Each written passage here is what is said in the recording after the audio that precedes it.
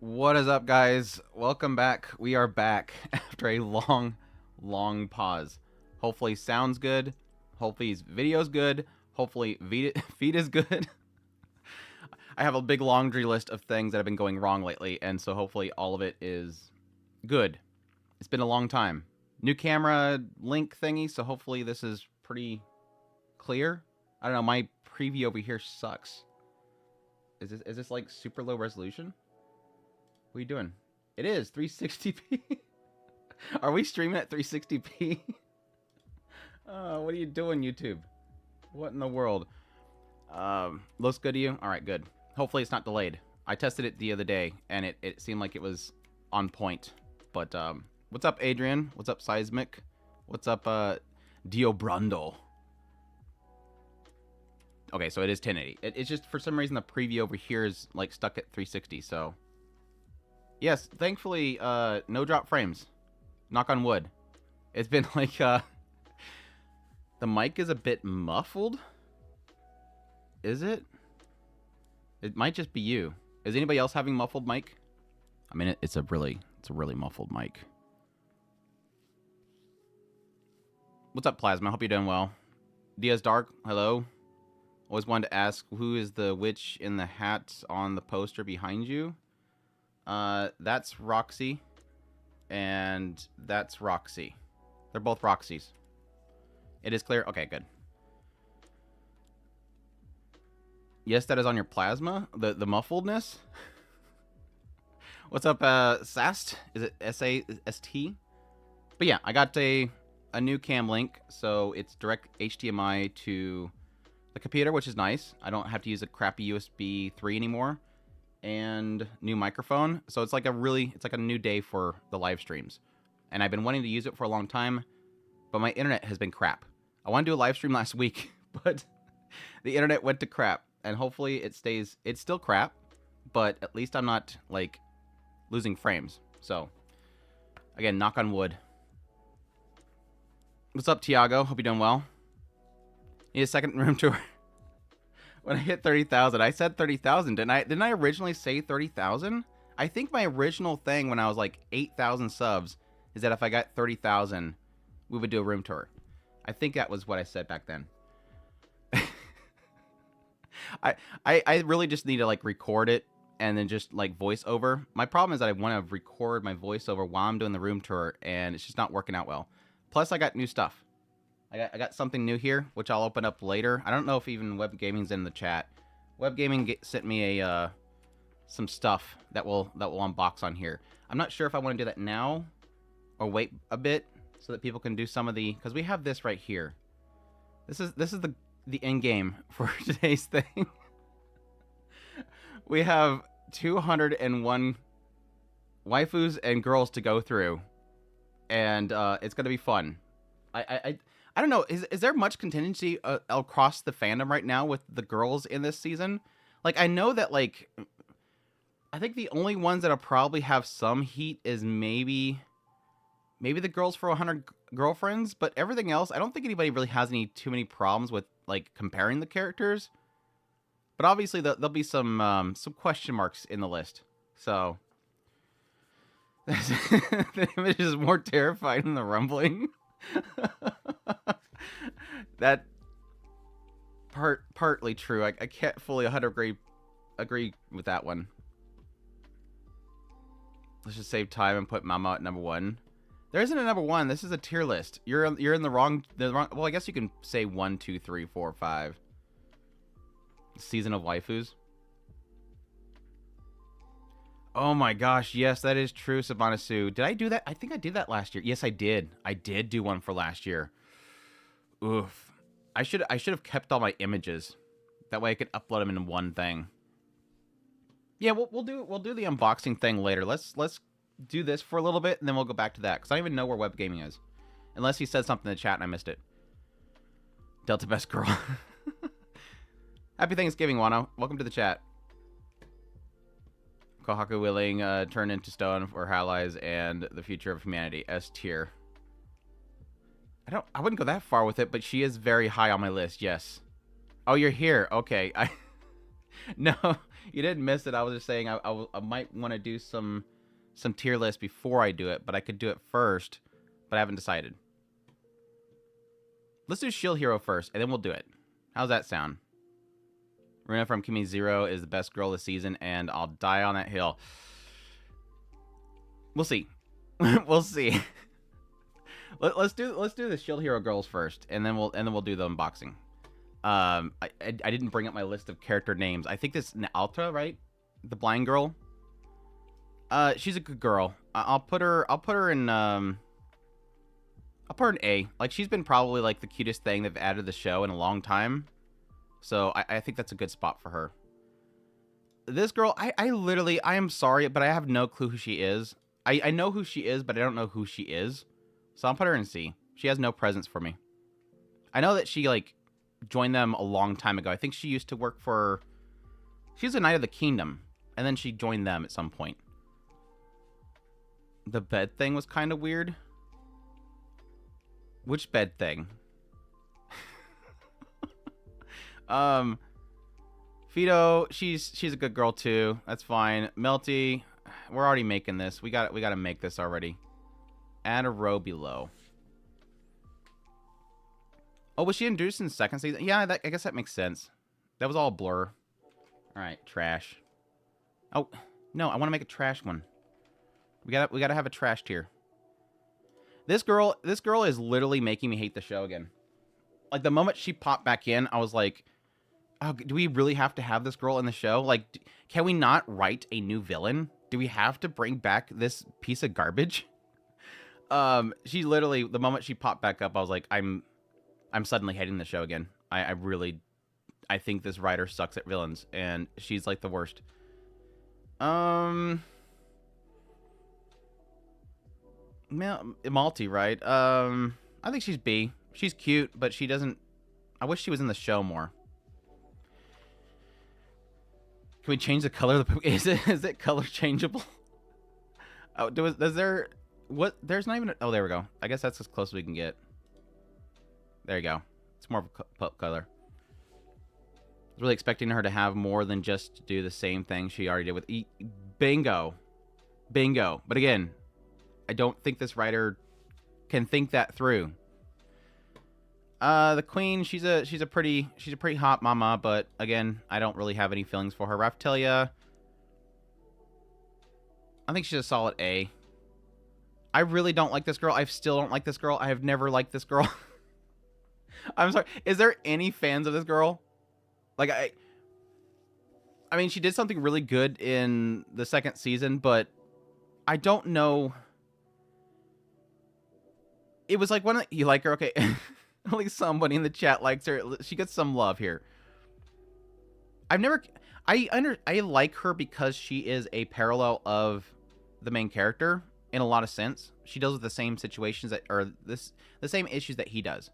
But at the same time, I don't care for her as a character because it feels like every situation she is in, it feels forced. Forgot her name. Apparently it's Rishia. Because I did too. Fish girl, I don't know. I just met her. I don't have any thought of her. The puppet girl, again, just met her, have no thought of her. She's kind of cute. Her voice tick thing's kind of weird, but I like her. Okay, that's Shield Hero. That was quick.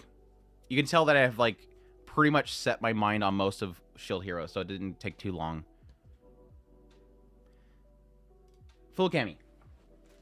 I don't even know how I'm gonna do this. I literally don't have any idea. I should have brought a knife. I guess I can just slip them out. Oh. So Web Gaming got me for a Christmas present 2 disc plates. Disc plates. Not a sponsored video. So there is.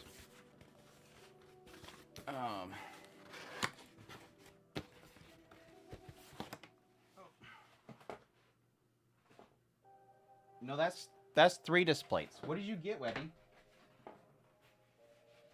Unless the big box is empty. No, Roxy is not being replaced. Roxy will never be replaced. Okay, now Web Gaming.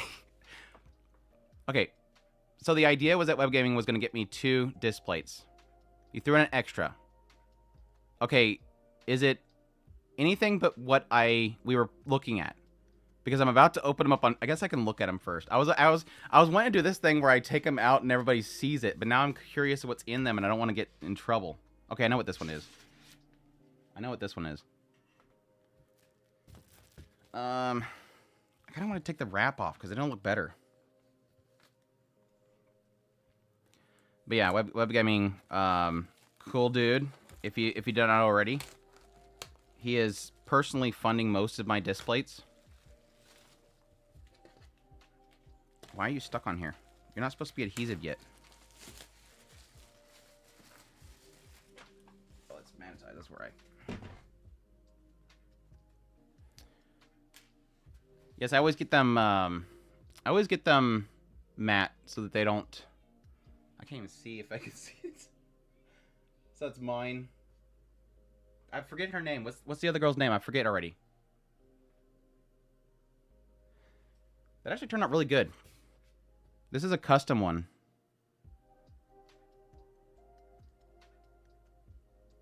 Yeah, that turned out really good, dude.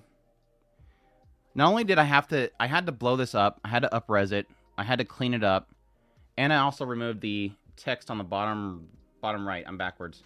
There was text over here. And you can't even see the change. God, that looks good, dude. That looks super good.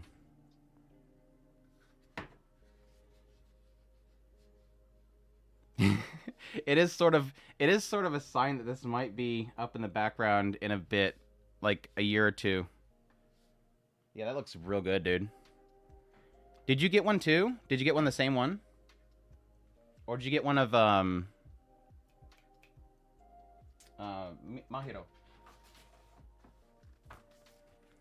All right, number 2 is oh, this is the one that I'm cautious about for showing on here. I don't think it's bad.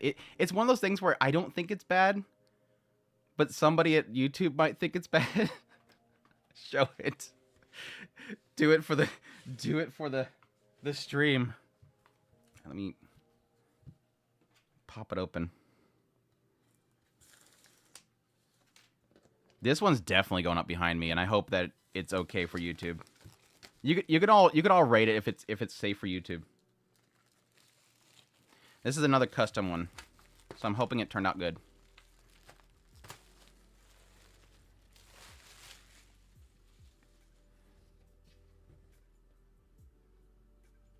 Oh, that is amazing, dude.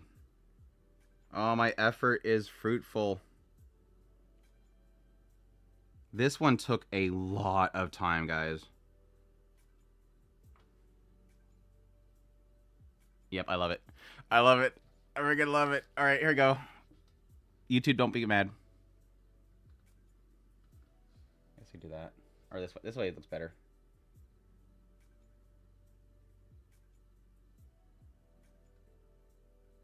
Dude, that looks so good. It looks so freaking good. I literally spent hours up-resing this. It was way too small, and I spent hours up-resing it. It is so freaking good. I want that, like... I'm sorry, Rim. I want that, like, right there. Right there.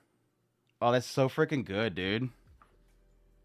Yeah, if anybody wants this... If anybody wants to get a disc plate of this, hit me up. I have an up-res image that'll actually go by their requirements. But that's so freaking good. God, I love it. I love that, dude. That's like my favorite freaking disc plate right now. That is so good. I'm bumping stuff. Sorry. All right, what else? God, that's so great. I love it.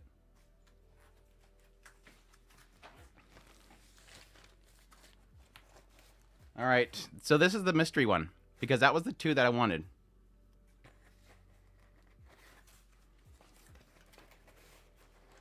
You had to reformat it? Really? Damn it, how do I get this out of here?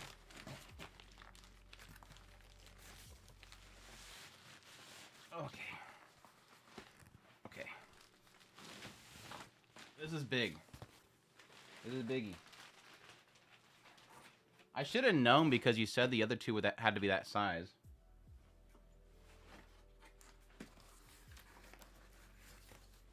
The only thing I think of is probably frieren because I was talking about a frieren one.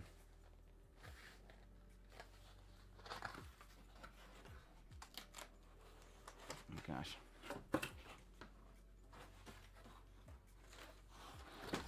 Holy crap. How am I going to lift this up on the screen? Okay. Oh, yep, it is a frieren.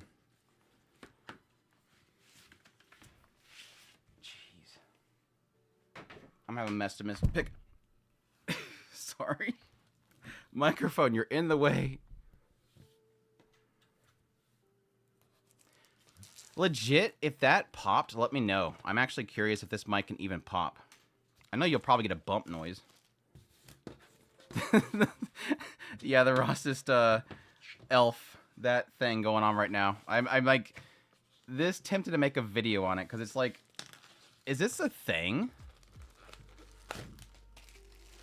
Like, I mean, I talked about it. I talked about it quite a bit when they first started introducing the ins and outs of the demons, like having the Luger and all the others talking about what they actually are, frieren saying what they are, the back history of the one that was trying to infiltrate the village, and I'm like, yeah, I could easily see it going in the direction that she has this bias against them, but it's like, no, that's not what's being told in this story.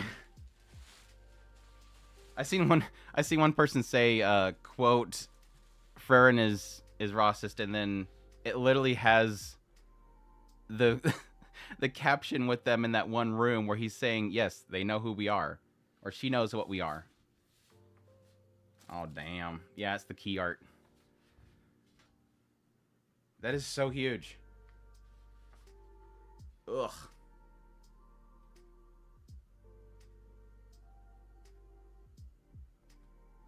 Is it capturing my face? Is it capture her face, camera? See the face? There we go. I'll hide. I'll just hide. There we go. That's better.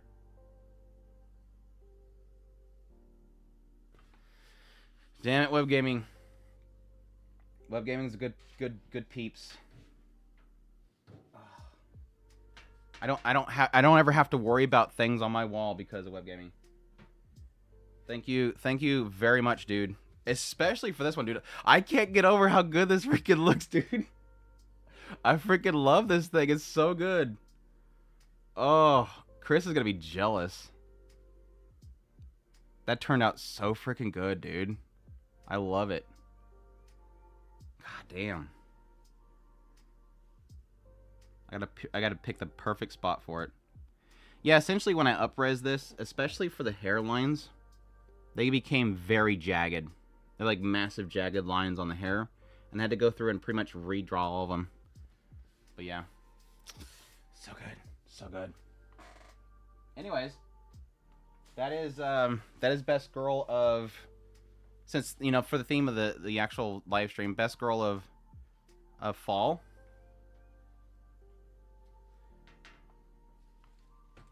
Best girl of winter. And then finally, I don't know, what was this? Best girl of... What, spring of 2022? I think? Yeah, this one turned out good too. The up-res on this one turned out fantastic too. I can't even tell at all. This one was a little easier because the lines didn't turn as jagged as with the Mojito one. So... Yeah, anyways, that's good stuff. That is way good stuff, dude. I am super happy. Those turned out so fantastic, and an amazing gift, dude. I really appreciate it. That means a lot to me, man. Now read the manga. I really need to. I just need to do it. Because I just don't think we're going to get another season. I mean, we could possibly get one announced after this season ends with Mashiko, but... Of course, I didn't even... He didn't even tell me anything about it. I don't even know how it turned out. I would assume it turned out good because that was a pre-made. That wasn't a custom. frieren is mid. Sure.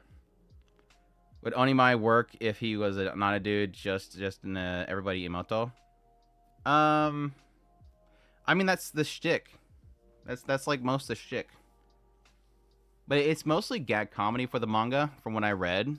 So it is a lot of what Bind did with it to really emphasize a lot of the storytelling.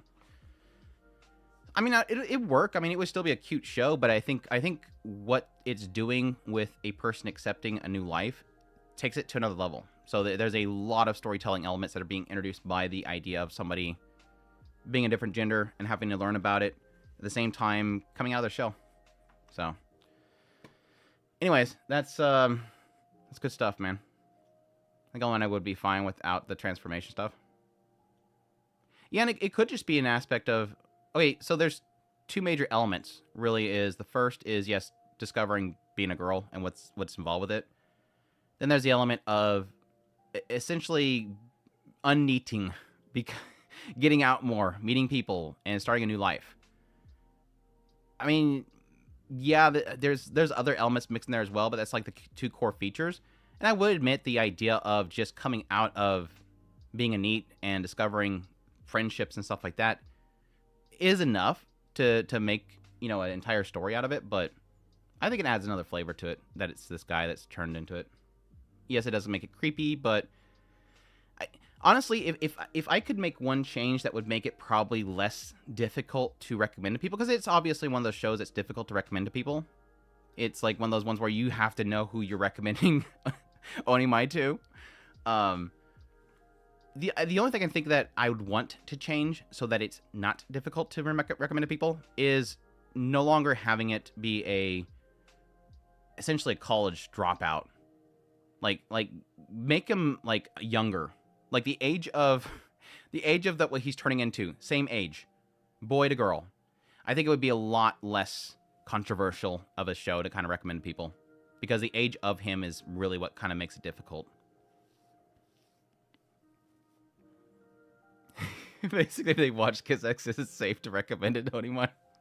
I don't think it's that bad. Kiss Exis is way, way worse. One of those aspects, and it changes the overall tone. It does. For me personally, I like everything about it. I don't have a problem with it. I don't think it's controversial. Yes, he's older to younger, but at the same time, I don't find it being. It's not being malicious or nasty about it. It's very safe. Like, it's not fetishizing it too much, which most gender swaps do that. But yeah, Agenta, what's going on, man? You missed it. Every time somebody says hi, oh, where's that? Every time somebody says hi, I'm gonna show this to them, because everybody's gotta make sure they see what I got from web gaming. My new display. There you go. Every time we'll show it off. Anyways, let's get back to the list. Let's get back to the list. All right, web gaming. Thank you again, man. I appreciate it. It means so much to me, man. So, anyways, this list right here. It's only 50 something. They're gonna be around for a long time. Yeah, basically, web gaming offered me some displays for Christmas, and I up-resed that picture specifically, and we got it made. It turned out fantastic. Anyways, Goblin Slayer. Let's go into Goblin Slayer. Dr. Stone Girls have a 2000 style. Yeah, it kind of is. It is a very unique style to it. I actually like it. Goblin Slayer. So Cowgirl. I think she's a solid B. I wish she was in the show more, but recently they've done some really good stuff with her lately. So, but Elf Girl's definitely best girl that show. Is she S though? Is she? I'm gonna put her in S for right now. S for Nao Toyama, because I love Nao Toyama, and that's partly why I love her so much. But she might come down. Season has a heavy, yeah, it is definitely doing really well with her. So. The Night Lady, I don't really care. She's not bad, but at the same time, I don't really care. The Guild Lady, I have a soft spot for Guild Lady. I do. I always like my Guild Ladies. But is she that great? Again, kind of gets left behind too much. Buffito, I don't know. I'll put her with Cowgirl. She's fine. I think she's easily one of my favorites. But if she had Naotoyama's voice, I would definitely put her in S tier. The new what race is she? She's like she's not a dwarf race. She's like a I forget the name of it. But anyway, she was cute again, but I don't know really much about her. The Sword Maiden lady, I don't really care. My heart broke for her, but at the same time, I don't really care. Yeah, she's like a halfling. That's right. That's it. That's all the Goblin Slayer. I thought there was more girls in the Goblin Slayer. The Sword Maiden lady, I kind of liked her in the manga, but I don't know. It didn't work for me in the anime. All right, Eminence and Shadow Girls. There's Shadow Garden basically, except for maybe 3 of them. God, there's a lot of girls in there's a lot of girls in that show. Like a good almost 10%. I would say easily 5% of this entire tier list is Eminence and Shadow Girls. All right, Alexia. I'm not a big fan of her. I do like her student nature though, but I don't care too much about her. Alpha. Alpha in a school outfit was really nice. But I'm not a huge fan of her personality. She's determined and she's devoted. That's great. But at the same time, it just seems to be all of her. Gamma. That's Gamma, right? I'm gonna start getting them mixed up because they're this is the Aurora.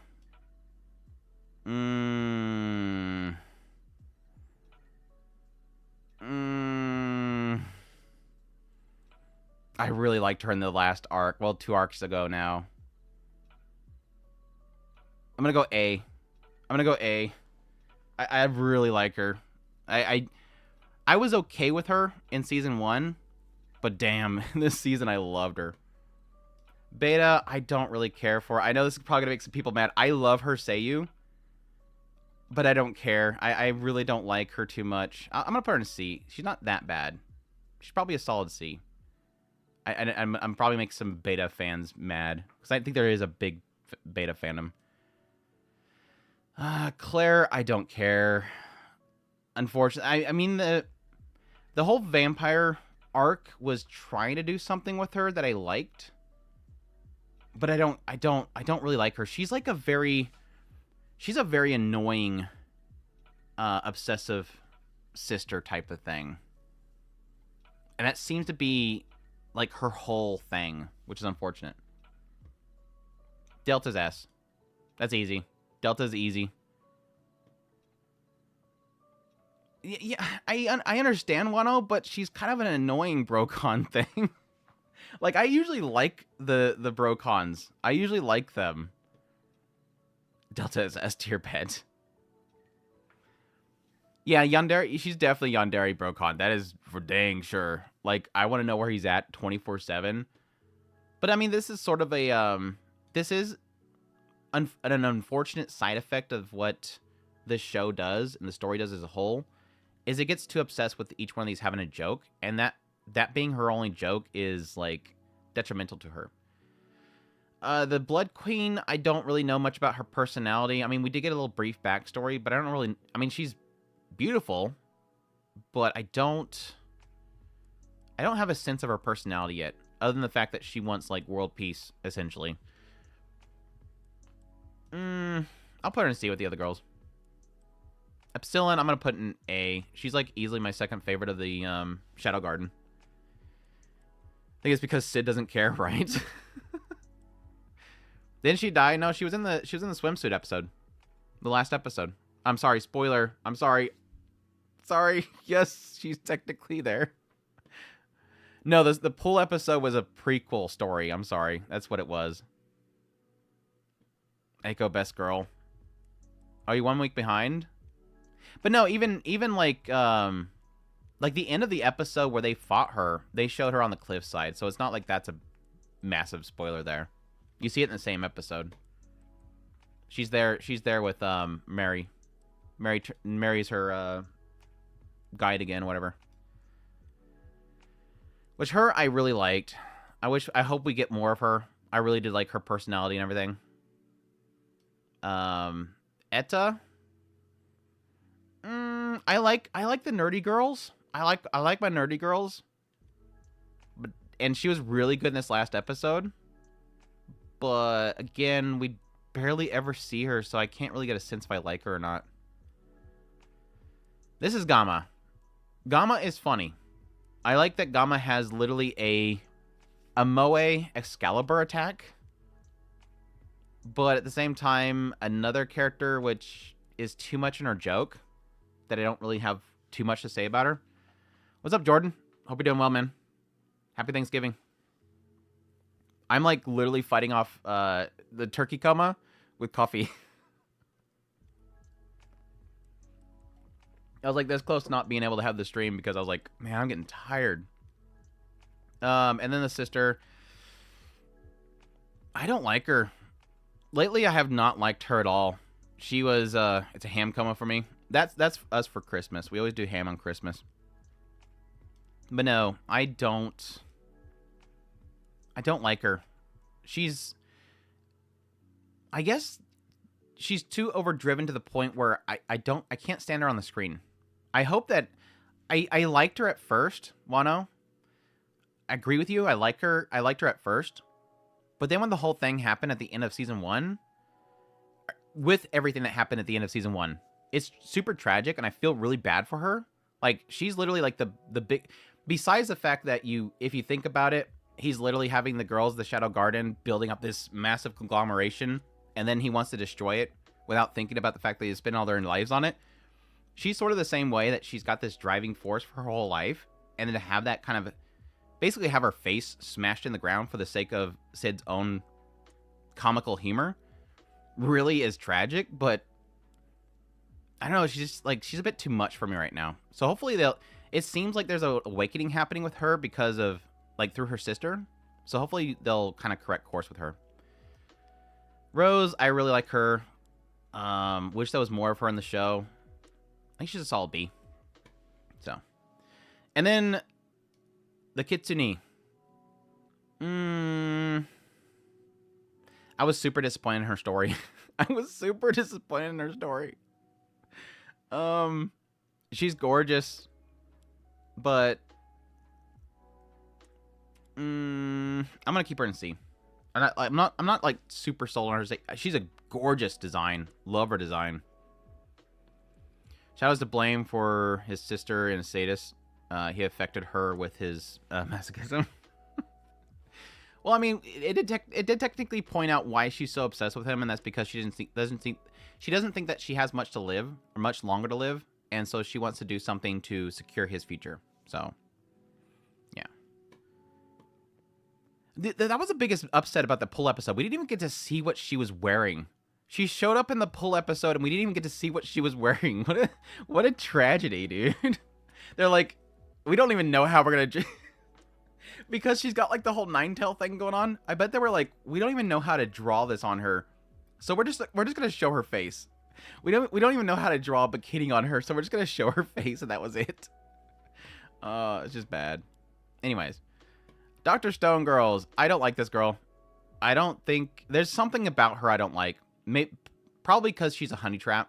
Like that seems to be her joke, is that she's a honey trap. Granted, it's a lot to do with her wanting to save her tribe, and I mad respect for her for that, but I just don't like her. Like, I can't figure out completely, but I just don't like her. I mixed all the Shadow Girls up, except for Delta. Like, their placement on there. Kaku is S. I think she has a cool fight in Dr. Stone. She is S. She's easily the best girl of the entire show, like, hands down. Like, I would argue that Dr. Stone is sort of a... What's the YouTube-friendly way of saying that? It's a joke term. hot dog fest. Like it's a total hot dog fest. And so my love for a lot of the characters for waifu material is very limited, but she stands out bar none really with any of the cast. Like I know that there's probably some people that are for her, which I don't even know her name because I don't care about her. I liked her at first, but I don't really care about her. I mean, I love how much effort she puts into putting everybody together, which definitely got me when they got to that whole part where she's like basically puzzling everybody together. But again, shrug at her at this point. Senku likes where you put her. I would really like to see at some point if I know Dr. Stone's done, right? I think the series is done. I don't want to know, but I would be really curious at some point if he ever got with anybody. And she would be prime suspect. I mean, and she's supposed to be married to what's her face, but I don't even have her on the list because she's non-existent this season. No, I don't mean the anime. I mean the manga. I think the manga's done, isn't it? She's okay. She's okay. Risugi is like amazing, so I guess I give her credit for that. Maybe she's the reason why he's so amazing.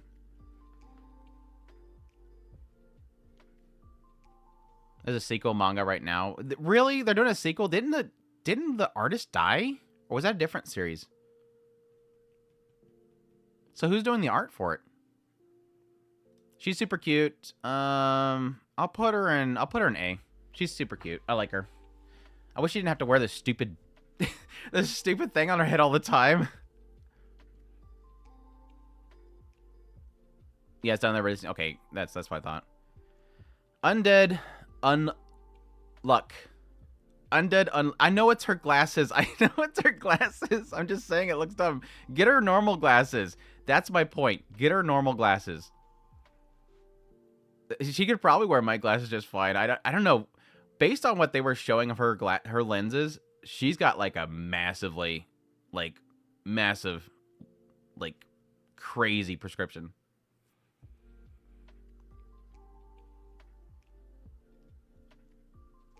Yeah, I don't want to give her mine. I need mine. Anyways, I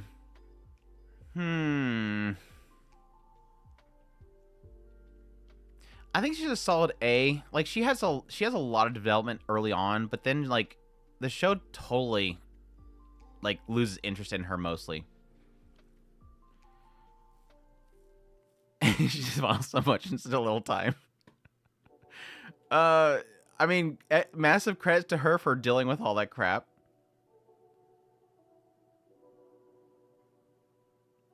And making so much courage.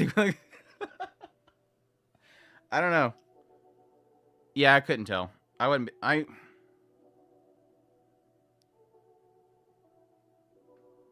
mean, I can tell the characters from Apothecary because they're kind of a little bit bigger. But yeah, that'd be a nightmare.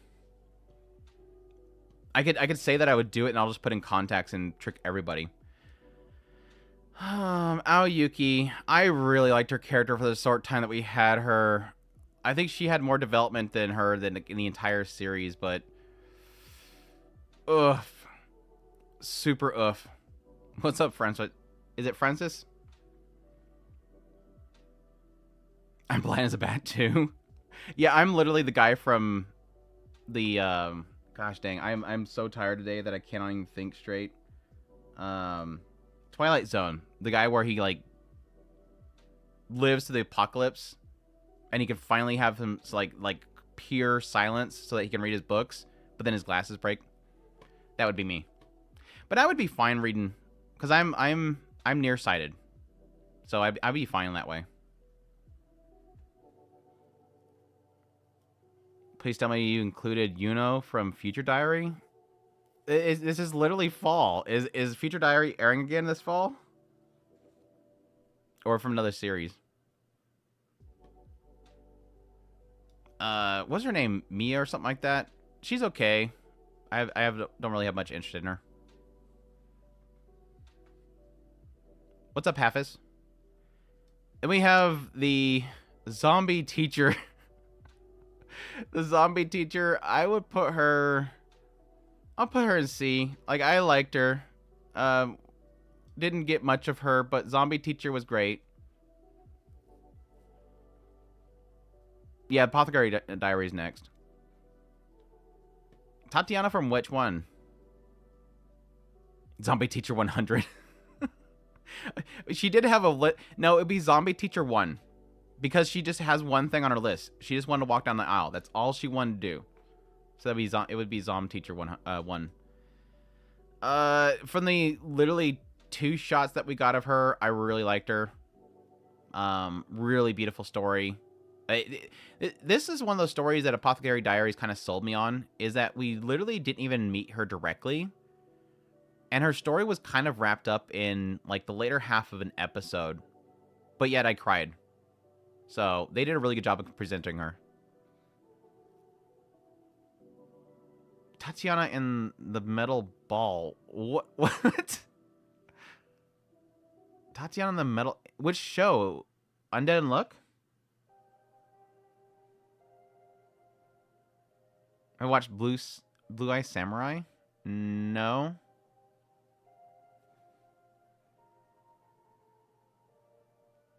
Yeah, so far in the manga, she never showed up, so yeah, I like her.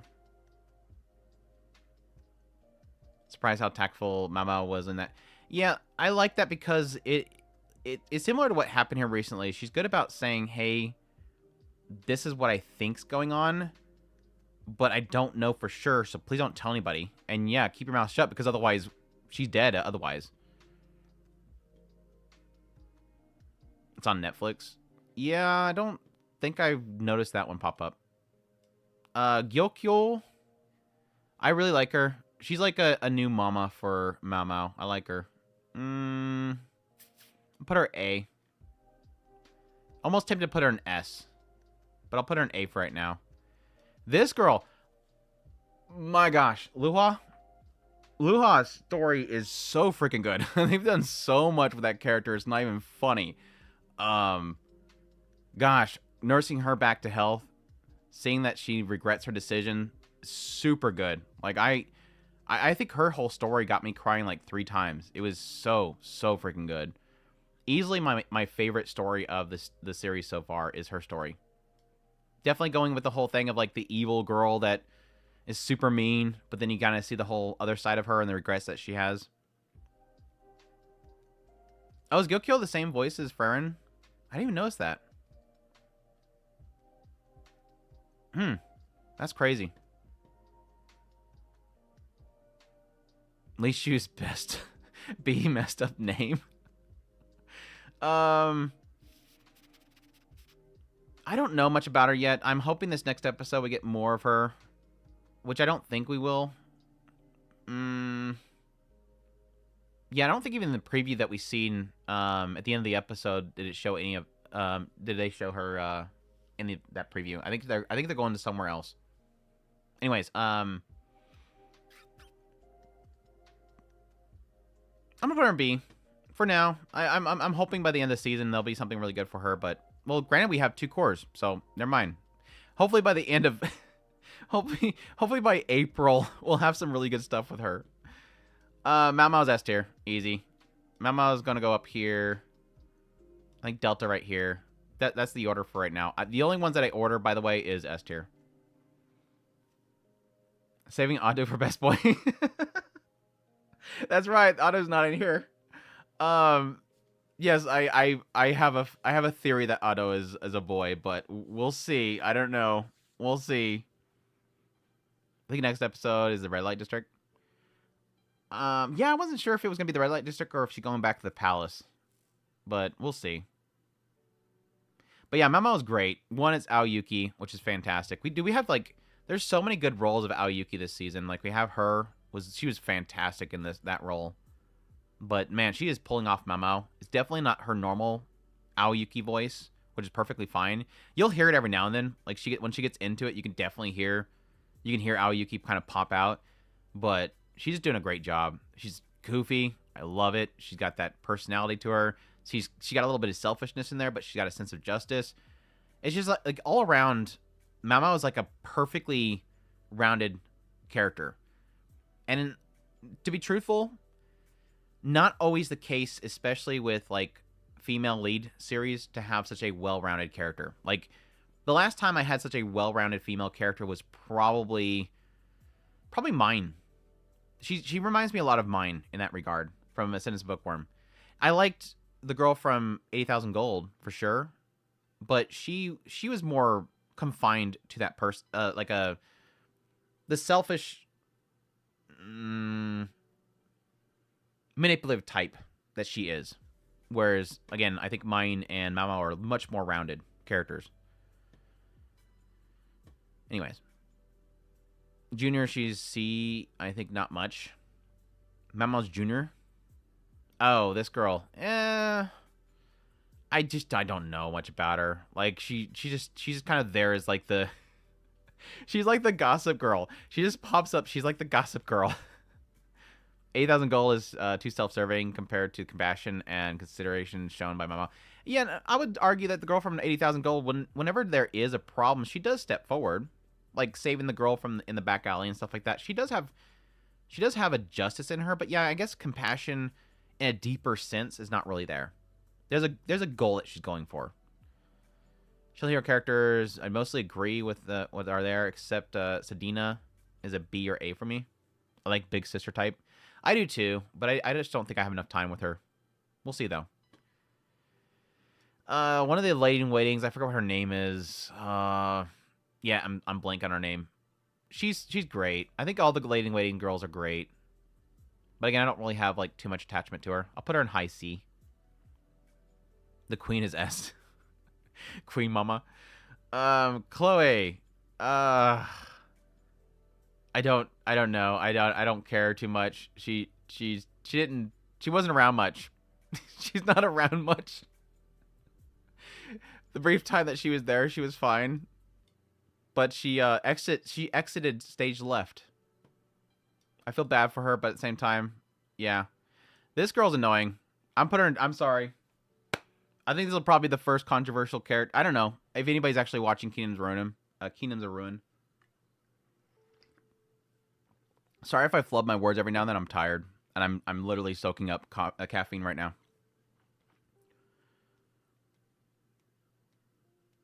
The Queen from Shield Hero. I didn't see the anime with Queen Mammon. To the Queen from Shield Hero becomes better over time. Oh yeah, for sure. The Queen in Shield Hero is probably one of the few characters in that series that is being not like drastically, but consistently developed over time. And I like that. While the first neighbor for Shield Hero's worst girl. Agree. Yes, agree.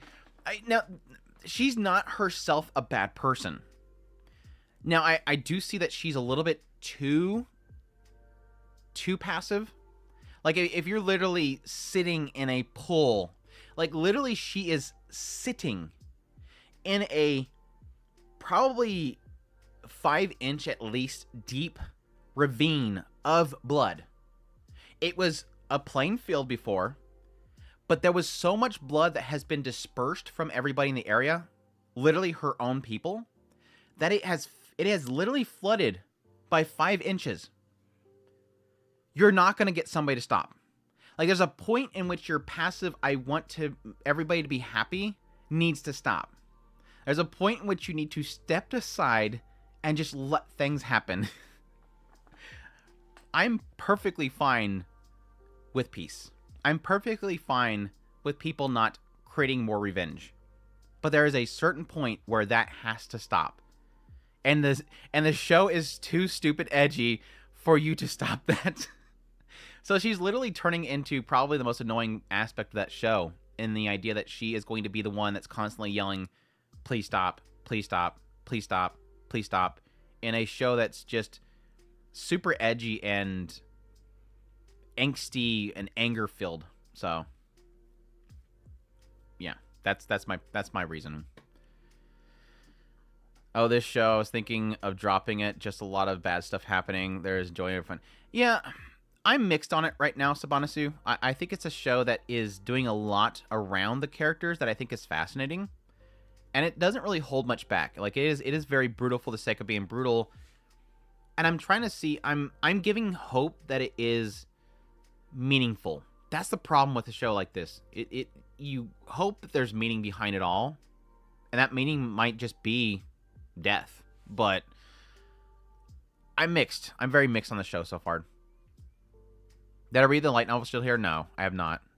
I would like to at some point, but there's way too many light novels that are way ahead of it right now. I have like Spice and Wolf, Ascendance of Bookworm, ReZero. What else? There's a lot of them. 80,000 Gold. I know ain't bad stuff happening in Ruin, but the issue is the entire story is just reactive. I agree and disagree. Like, I think it's half-half. I need to catch up with edgy anime and edgy boy is woman Evanescent Shadow. The rankings do vary for me. I may have more B's and A's, although one of the C's is acceptable. Your opinion? I mean, I try not to top pilot too much. Too much to people's upset. There's a reason for that, and that's because eventually somebody will pop up on the stream, and they will see their best scroll down here, and they will super chat to get it up there. No, I'm just joking. Haven't watched Room Kingdom, just enjoying the manga. Is it pretty... I'll be curious if it's pretty faithful. This girl, I don't care. She's kind of creepy, and I'm... With the one scene that I seen her in, I just don't think I'm going to like her. Like, we get literally one brief scene of her, and I don't like her. Like, I feel like she's going to be super... I just feel like she's going to be super cringe. I think she's going to be super cringe. I don't care. I just don't care. I'll put her in the trash, too. I don't care. I thought I'd like her, but now I don't like her, so I'll put her in the trash, too. She's cute, but I'll throw her in the trash, too. Yeah, it's just... Chloe's the only one that didn't end up in the trash in the end. I think I'd even put the male characters all in the trash. I just don't care about anyone in that show, dude. It's not that the show is bad. I just don't care about any of the characters. The last trash one is the brother complex. She's not bad. I mean, she did literally nuke an entire city just to get... Yeah, she's bad. Yeah, no, she literally, like... She literally shot rays of cancer at the entire kingdom. Anyways. She literally cancered an entire nation for whatever reason. She literally was told, if you turn this on, everybody outside will vomit blood and die. But I have to, brother. Ka-chink. Yeah, she's trash. Never mind. She is trash. I'm leaving her there. I've convinced myself. Anyways. Is devaluing the trash bin? Do I need to make a trashier bin? I guess I could do that at some point.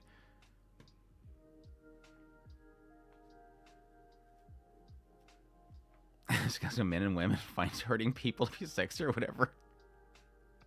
Anyways, the druid chick from Shangri-La Frontier. I have no opinion on her so far. I don't like her. I'll throw her in the trash. She serves her purpose, but I don't like the Pencil Knight. Is her name Pencil or something like that? Knight Pencil?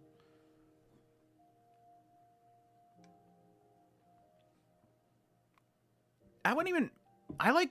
I find throwing something in the trash more interesting than just burning hell. Trash just has something about it. Yeah, the pooper bin would be good. You have yet to check out Shangri-La? Dude, it's super good, dude. It is super good.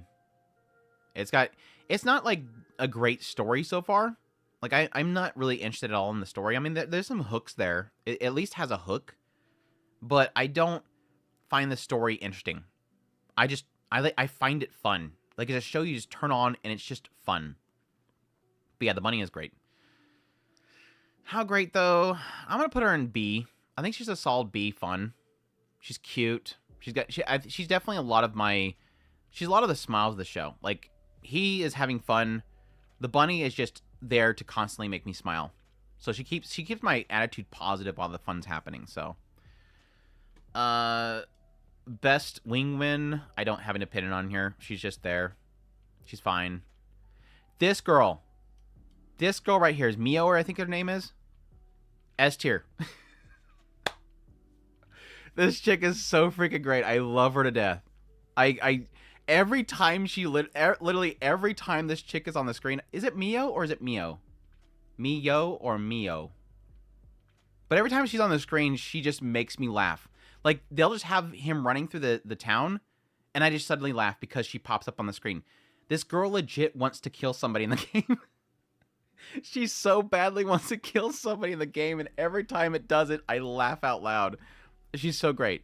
I thought that I was pointing out something that wasn't going to be a thing, but no, literally the show just, the story made it into a thing. She wants to so badly PK somebody. I think the story is just him gaming, not expecting much more. Right. I don't want them to turn into Sword Online. Like I said that in my first impressions, like, I don't want it to be a Sword Art Online. Just let them have fun in the game. Don't do the trapped in the game thing. Just let them have fun in the game. Yes, you always constantly have to stop her. I think their dynamic is so good. There's a new S rank one from the same anime, Shangri-La. Oh, you mean it's a new S rank one? Oh, yes, it is. I'm sorry. I thought you were talking about something else. Yes, she's from Shangri-La Frontier. Side note, I need more than 6 episode series with not only... But that's the point. That's the point, though. I'm fine with Sword Art Online. I don't have a problem with it. I'm neutral with Sword Art Online. I had a lot of fun with it early on, and it petered off, but I still enjoy it. I really want to see this girl more. I think she's the chick that was fighting with him in the fighting game, but she really needs to be in the show more because I like her design. So I'm pretty much neutral on her as well until we actually get her in the show. But I'm super looking forward to her. Yeah, I want to see the progressive, like, really badly. I really do. The poor knight, Siger Zero. She's fine. She's cute, but she's just kind of there, constantly chasing after him. She got C rank just for being the OP. Exactly. And now what you do next, you say that you like her more than all these characters just for being the OP. Exactly. Yes, it is my list, and that's exactly what I mean. Is Progressive on Crunchyroll yet? I assume eventually it'll be on Crunchyroll. Healer Girl, how did she end up at... wait, how did she end up at... Did I put her name wrong? Like, she should have been a long time ago. She's cute. I like her. I'll put her up with the other ones, Guild Mistress and whatnot.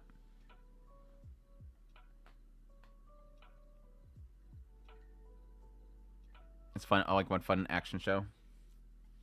Watch most progressive movies in theaters. The first one was definitely a lot better. I mean, it is a retelling of the whole segment in the original game, right? Does it go past that?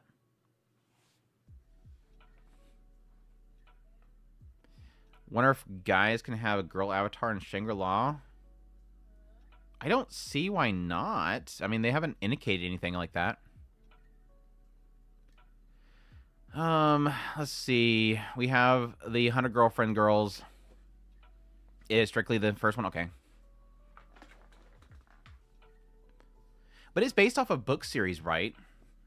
Is he still writing it and going beyond that, or is it literally just ended there? Second movie does go past it. Now I'm getting mixed chats. Y'all are bad now. I'm not going to listen to you guys anymore. The moment I get mixed chats, I no longer listen. All right. Let's see. I think I ranked these previously on my impressions video.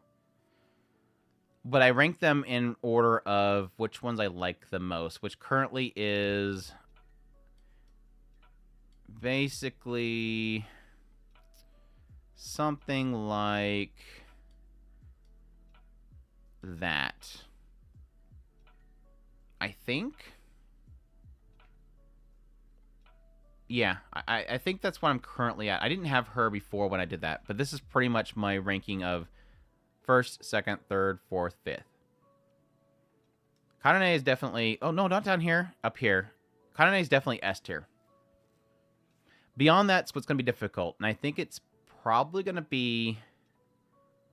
Shizuka, probably A, like high A. I don't think I'm, like, that friendly with her to go into S.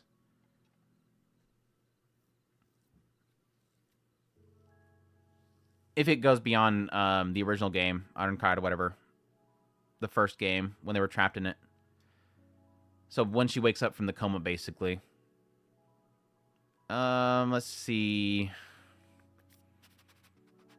Is she still A? I think she's a lot of fun, but I'm not sure if I'm ready to put her in A yet. I'll put her in A. Yeah, I'll put her in A. And then from there, I'll probably put into B. And then C.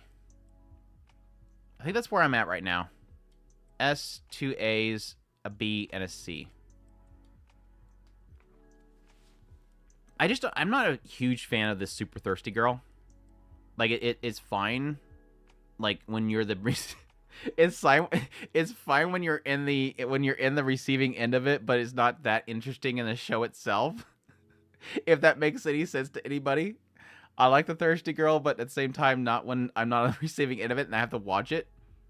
I like her thickness, but at the same time, I just don't... I don't care much for her. I don't think she's that great. I mean, C's not bad. I'm not saying that she's a terrible girl. Movie 1 progressive was floor 1 only. Movie 2 was floor 5. Progressive is all solely on the SAO. Is more details with no floor skipping. Is the novel still going on, or did they finish it?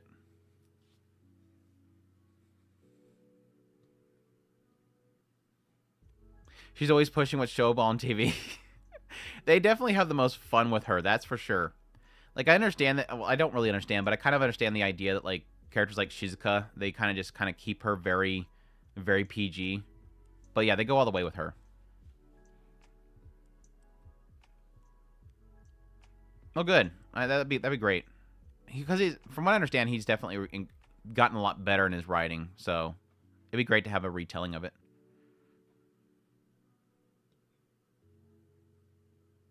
Anyways, is there a question here? Is there anybody that's gonna question where I'm gonna put this girl? Trash. She's literally the reason why I've all but pretty much stopped watching the show. She's legit the sole reason why I have very little desire to continue watching our dating story. She's annoying, obnoxious, and she's a Japanese drama romance villain character. Like, very, very bog standard version of that. The one that just wants to destroy the relationship and is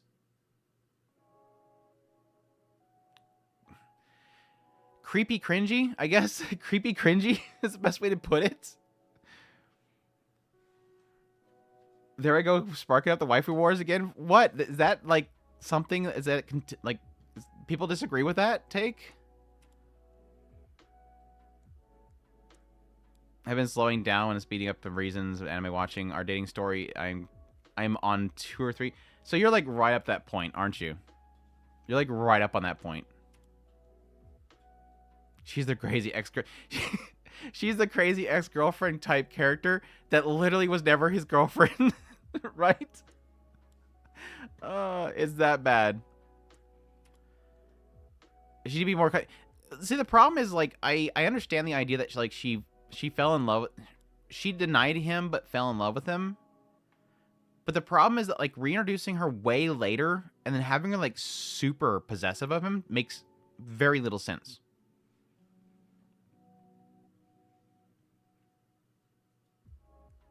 Everybody hates Maria. The friend, I shrug. She's fine.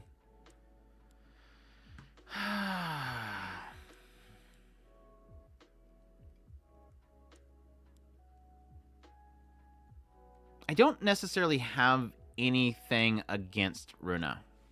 I don't think I really have anything negative to say about Runa. I do I do like her as a character study, but at the same time, I don't necessarily think the writer is going to do enough with her character study that's interesting. Like it's a good setup about her being basically mistreated for most of her life, seemingly unknowingly, which is kind of odd. There is a certain ditzness about her that I don't really understand. I can't even agree with the idea that she's a victim. I mean, she is a victim. Don't get me wrong. But she doesn't understand that she's a victim. And I guess it's the whole realization thing they're doing with her character is that she's realizing that she was used. But there's a side of me that's like, why is it so odd to her? She has friends that could have easily made her understand what she's going through and know that what she's going through is not right. But yet she seems so oblivious to it. I don't know that I would go as far as say that she doesn't value herself. I mean, because again, she doesn't, I have yet to see her express that she was devalued. In most cases, she's saying, oh, yeah, so this is how it's supposed to be. Yeah, I think her friends suck. Thank you. Yes, I think her friends suck. Never mind. Because you could not help your friend and make her understand she's being used, you're trash. Don't worry, they'll reveal it. I've watched up into the point where... Let me think what happened last. They went on the date together. He really badly wanted to hold her hand. I think that was the last episode I seen where they went on the date together. Again. Trash friend. There was a part of me that was upset that she was harassing him because she thought that he was going to use her too. And I was like, okay, we just found out that all of her boyfriends in the past have basically used and discarded her. Where were you then?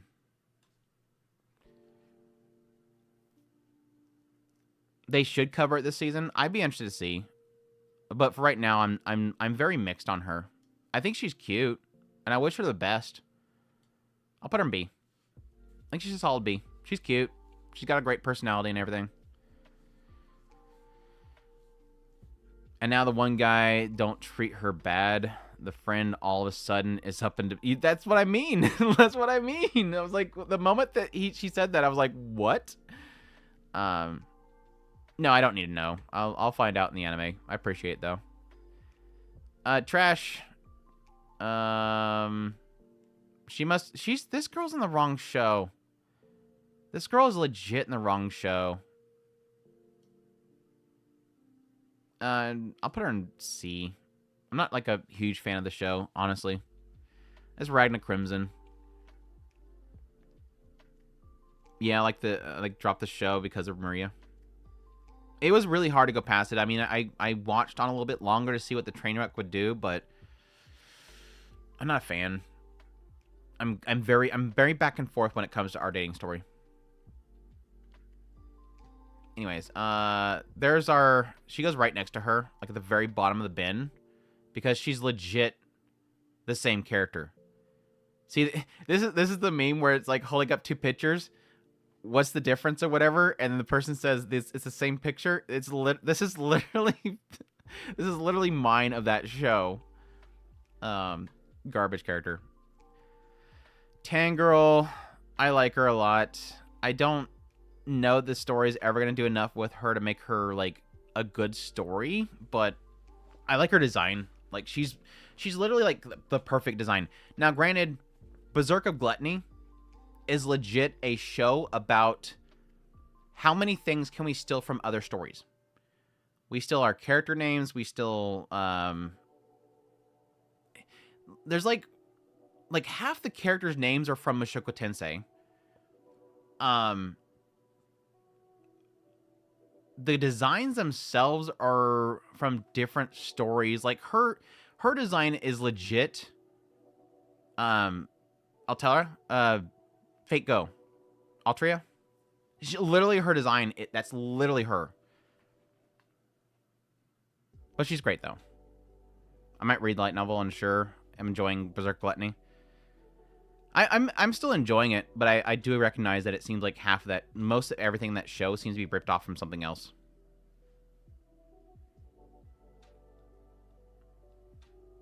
Not sure what girls you are around, but it's odd that she shows up only if the one guy isn't accessible. Oh, you're talking about somebody else. I'm like, what are we talking about? Alternate universe Rudy, where he becomes bloodthirsty. Roxy, shrug character. Like, she's just, I'm a good noble daughter. She's very shrug. Do you have a show that that has characters that would all be S tier? I mean, Apothecary Diaries was close. I mean, that was an A, and an S. But I don't know. Arknights will have a few of them, but we'll see. Roxy is nothing. A different Roxy. This Roxy's S tier. Let's make that perfectly clear. But Berserk of Gluttony's ripoff Walmart Roxy is not. Faraway Paladin, I have to make it clear that I've only watched, what, 4 or 5 episodes of it? I'm a little behind on it, so if anything has happened recently, I don't know. Like this girl, I have no clue. I don't remember much about her from the first season, and she literally showed up and said 2 words in this season, so she's a C. She's very beautiful, but she's a C.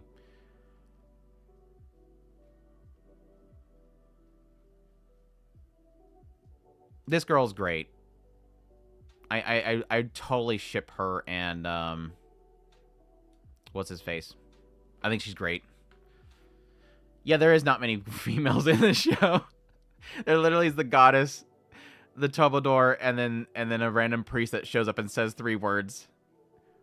All sexy, beautiful boys, including the elf. I guess I could have put the elf in the list. I'm sorry. I could have put the elf in the list, but I forgot. But no, the troubadour girl is so cute. I totally ship her. And then, yes, Gracefield. Gracefield. Well, crap, where'd she drop at? No, she's not the trash. I'm sorry. She's not trash. Gracefield is in the world of Faraway Paladin, who we should all worship and follow. The elf boy. No, Gracefield, legit. I'd probably put her in a B. She's great, though. She's beautiful.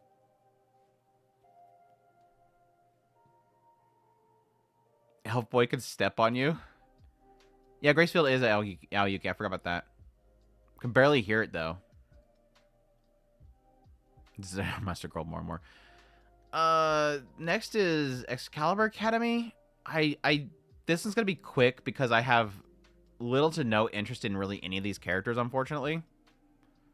But I think this is the girl that does the scanning stuff. I'm literally going to call these girls based on what they do because I have that little interest in the characters. The scanning girl, she did have like a decent story for a brief moment. The chick that turned him into a demon, I have no interest in so far. The maid's super cute, so she'll get a B. She'll be a B just because she's cute. The vampire chick, shrug. And the samurai chick, shrug. There you go. No, there's the maid. The maid that carries the donuts in. I like the maid that carries the donuts in. She's also very cute. Scholar Academy turned me off on the episode 1. Very good job. I think it's got good world building, but yeah, I just don't. The moment to moment is kind of just not doing anything. And I keep wanting to go back to it, but it's just not doing anything, so I don't care. Deadmount, I have not watched any of this season. I probably won't. I put it in the list because I might. But based on the first season, she's great because she's got a Yuri harem. She's got a great Seiyu. And she likes to hugging whales. I don't know. So they'll all be C.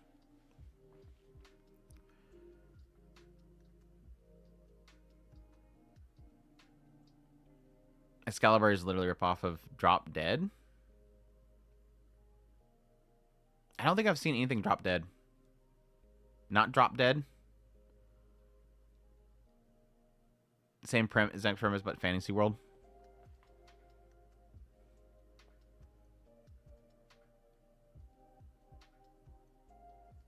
You guys are confusing me. Anyways, girlfriend, girlfriend, girlfriend. Let's see. Mm, she's literally my favorite from season 1. I will put her... But she was my favorite in season 1, but season 2, I will admit that she got a little bit too much, but I like how they kind of concluded it so far that I've watched. I'll put her in B. Probably easily my biggest frustration with that show what's her name? Nagisa? Isn't her name Nagisa?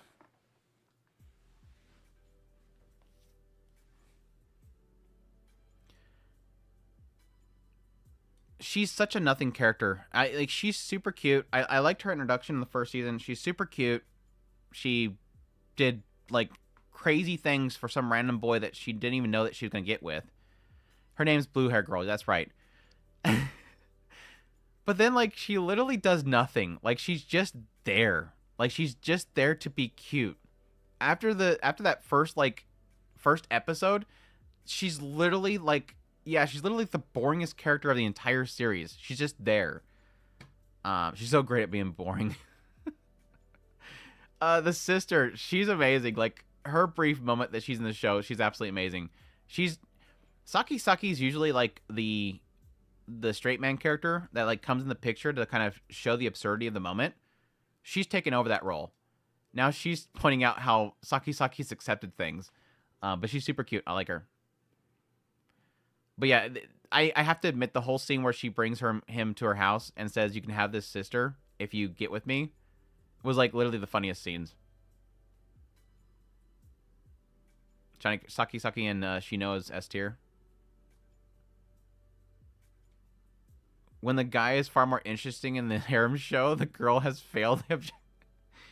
I will admit, yes, he definitely outshines her, but everybody else, I don't think he does. What's up, Patches? I hope you're doing well, man. Saki, I loved her in the first season.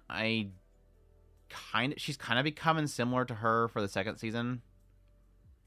I think she's still a solid C. I'll put her in C.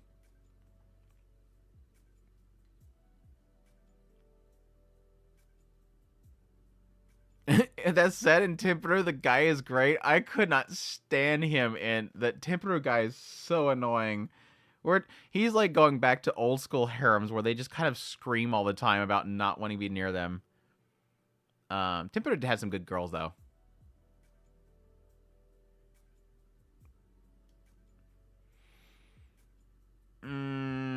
Where am I gonna put Ria Takahashi? Her name is Ria Takahashi, right? She's Ria Takahashi. She's like right above Saki for me right now. Ria Takahashi's like right above her. His whole premise is I can't be horny. It's literally the whole idea behind it. And that's it. Vexation's next. We're actually getting through this decently quick. Oh, that's right. Patches. Guys, you guys gotta remind me. Patches. Is Patches still here? Patches, confirm that you're here. To be fair, he doesn't want to be like his father. Yeah, that's true. He just literally doesn't want to repeat the same mistake. Mistake. My new display from Web Gaming. I know how much you love. I just bumped that into something and I'm scared. I know how much you love Onimai, so I wanted to show that off to you. Vexation is kind of interesting. I'm actually really enjoying Vexations. I don't like it when it gets too heavy dark. That's about the only thing I don't like about the series. But it's been a lot of fun.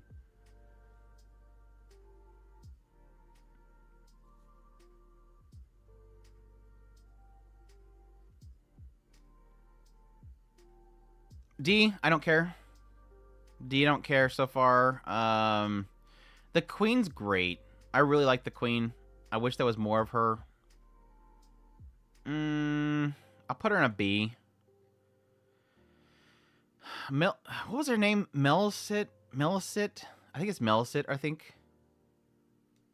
I don't care. I'll throw her in the trash. I really don't care about. She's literally like the reason why I wasn't liking the show for a bit.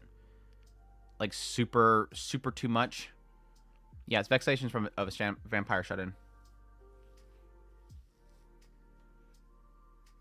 But yeah, every time the Queen's on the screen, it's so much fun. I like how I would probably if you asked me who my ship is of that series, it would be Telekomari and her.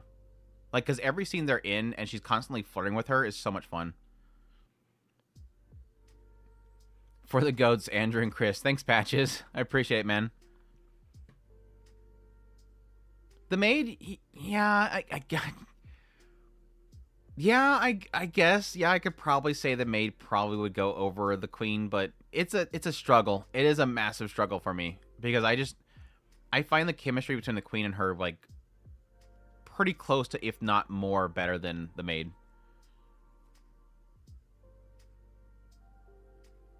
Anyways, the stalker girl, the legit chick that has blow up dolls of Tenekomari in her room. She's special. I'll put her. I don't want. I'll put her in C. She's a high C. I'll put her in high C because I want to put the maid right next to the Queen, not you, the maid. I'll put her right here. And then Tenekomari, I think I'm gonna put her in S. I really like Tenekomari. She's super cute. But we must all relish in the presence of our vampire lolly chicks. The Queen is fun because everything is according to plan vibe. Is it? It's kind of one of those things where, yeah, I guess she technically thinks that she's got it all going to according to plan, but she just kind of accepts it. I think it's more the fact that she just kind of accepts it. Whatever happens, happens. Well, Tenekomari, you know that she loves Tenekomari, but at the same time, it's like, oh, well, you might blow up. Like, she just accepts it. Like, you could probably die. Tenekomari is at least a B, if not an A. She's so good. I love her. I love her. She's literally the reason why I love the show so much. She's super cute. She's fun. She's selfish. She wants to be in a room. She's like a spirit animal in that regard. I just don't want to go anywhere. Yeah, just don't give her any blood. That's a simple task, right? But they don't die for real. Sort of.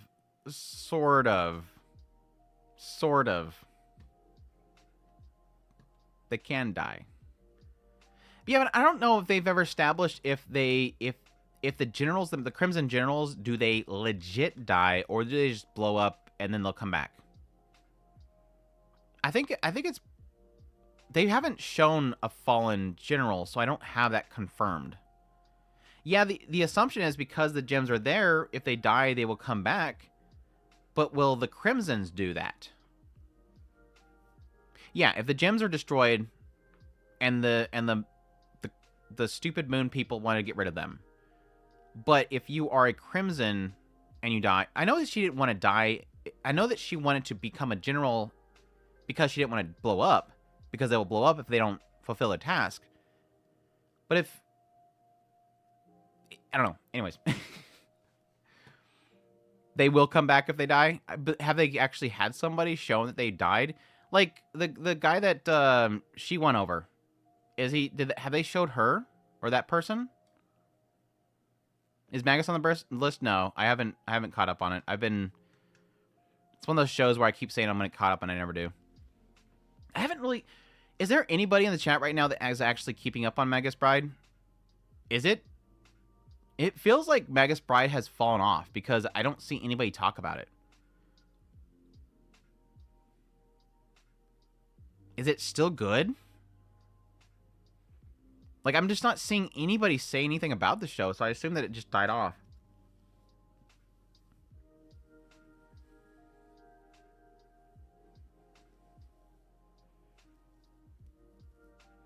Yeah, the two aspects is that they've kind of definitely said is if you use like these special weapons or if the gems blow up. It's not bad, just slow. They're doing a school arc right now, right? I loved season 1. I thought season 1 was great. The OVAs were fantastic. I just missed one of the OVAs and I didn't get caught up in time. It's lost its spark, and that's what I'm kind of wondering. If it's just kind of one of those ones that it's still good, but it's not as great as maybe season 1.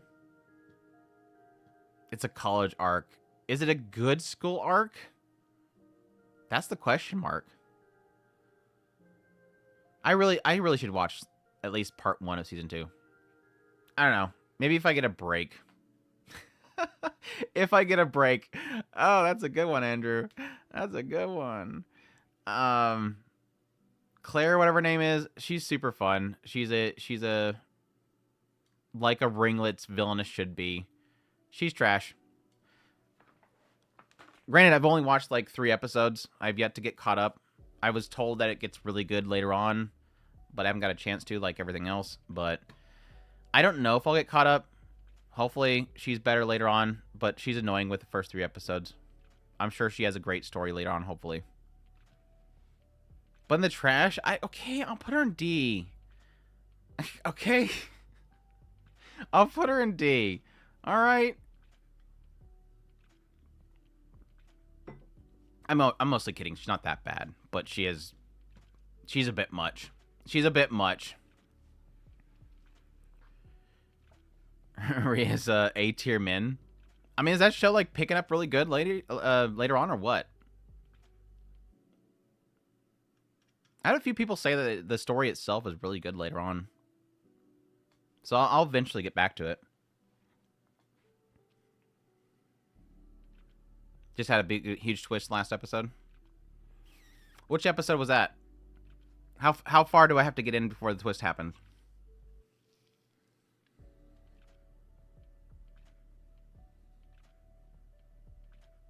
At least put her beside a villainess just to annoy her more.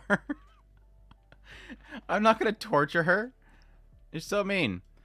Let's see. Disgraced noble lady. She's kind of a nothing. I mean, she's super cute and she's super nice, but at the same time, I don't really... There's not much going on with her so far, so I'll put her in C. The sister's okay as well. I'll put her in C as well. The male lady, she's fine as well. I'll put her in C. Episode 8? I have to get that... It gets good at... It gets good at 8? It was probably better before. Then you're talking about the twist, but it's like, yeah, it gets good at 8. You gotta get like what was that? What would that be? 2/3 through the series before it like has this great twist. Hopefully the last few episodes are great along with it. Oh, this is the show that has the same story as My Happy Marriage, but without the budget? No. I don't... Is there a show this season that's My Happy Marriage? Yeah, I don't know. I don't know what that would be. Oh, yeah, I guess, yeah, I guess it's My Happy Marriage. Okay, yeah, I guess, because she's with this family and she's treated like the handmaid, and then she gets sent off and betrayed, and then... No, it's not really. It's literally got, like, one concept about it that she was treated poorly by her family and made to work, but that's about it. I get so excited when I see a Taku Spirit Life. D, what's going on? Sorry, gotta do this, guys. Everybody that joins the stream gets to see it. I gotta make sure to show it off every time.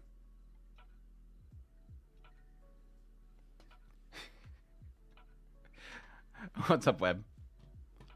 Anyways, she's fantastic. I would probably put her... I'll put her S. I'm a little bit behind on the series, but I love her to death. She's great. That was an FBI open up moment. No, it's not. She is perfectly legal. Or not legal, but it's perfectly... That was a bad way to say that.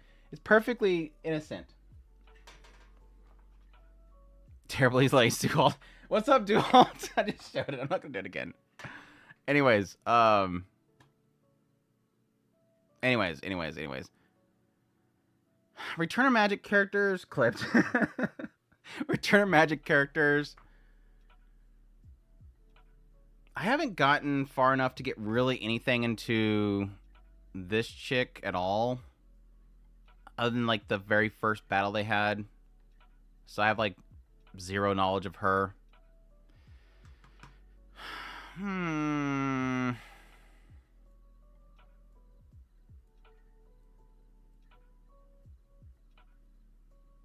No, I like Romantica. I wouldn't put her D tier. Mid-turner? I think it's a mid-turner. I'll put her in B. I think she's cute. I like her.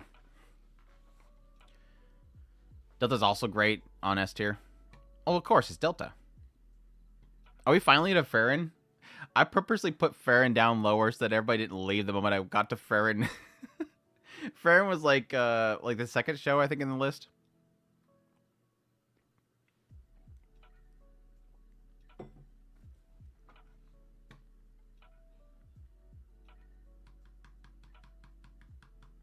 All demons are trash tier. They're not waifu materials. Oh, in our Ajita?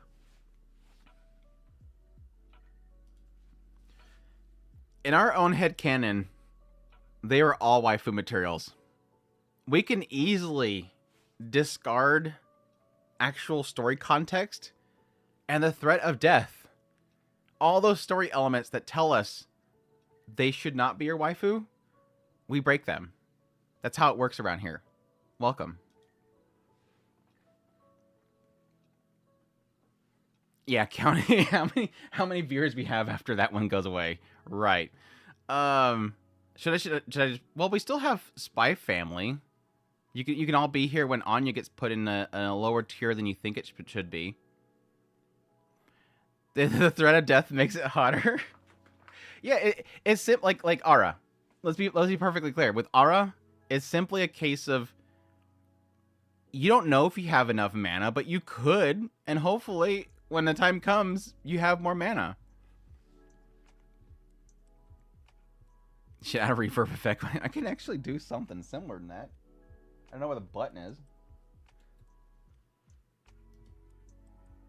In this world, we make it happen.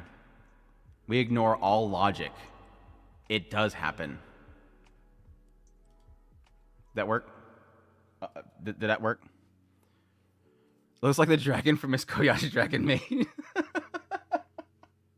that's why it's S. That's legit why it's S. It's legit. That's why we all like it. It's because they're literally Dragon Maid characters. Well, that's why it's a best girl list, Pablo, not best waifu list. There's plenty of characters in here that are all not legal. We fully acknowledge that most like 99% of all characters in anime are not legal. That's why we do best girl, not best waifu. Anyways. Aura. Yeah, like, let's be perfectly honest. By story arc alone, like, legit story, she's trashed here because she killed thousands upon thousands of people. We all acknowledge story-wise that this chick had to die. Perfectly accepting that. But because she's a crazy demon lolly character that doms people, and I like her design, I'm putting her in B. And I love the memes. The best thing that came from Aura is the memes. Me personally, I don't like memes. I think memes, for the most part, get boring really quickly. I can't get enough of Aura memes. They're so good. They're so freaking good. Like, they're transcending the show entirely. Like, I have more enjoyment from those in a lot of cases. Anyways, yeah, I like Aura memes. I see the 3-year-old evil priest girl from Hanako.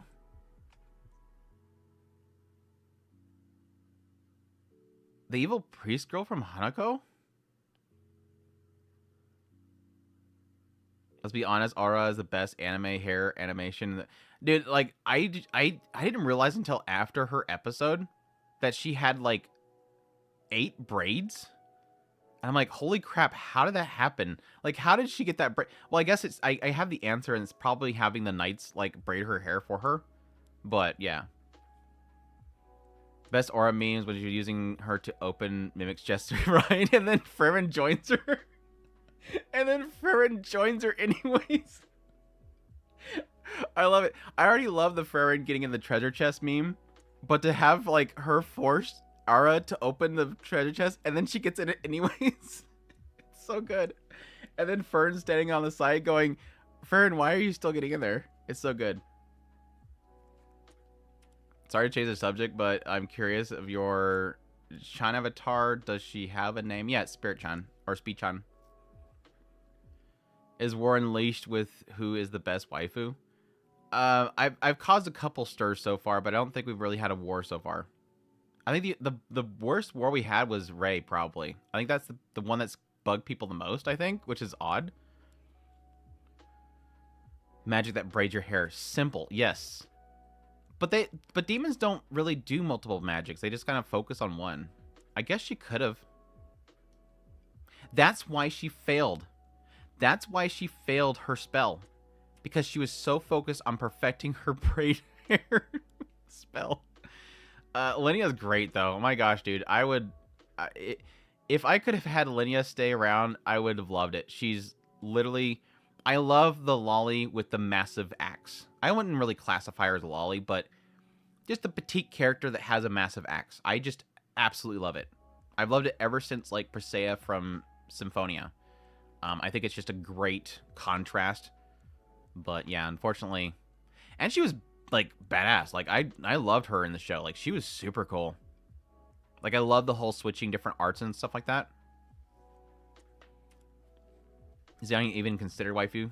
No, not in this list. She's not considered waifu. Anya is not considered waifu in this list. She's considered a best girl or not.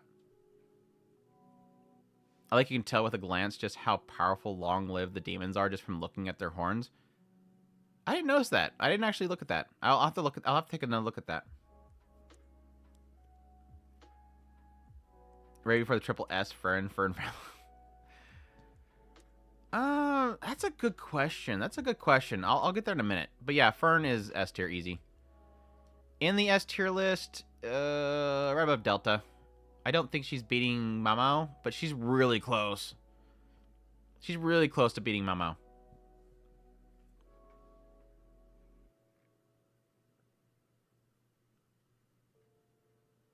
Best waifu for anime women over 18.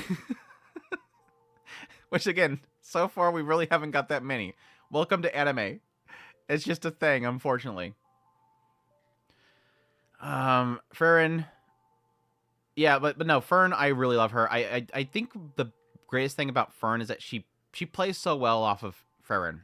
Like, she's literally the mom. Like, I would technically classify more like a big sis, but she's pretty much like Frieren's mom.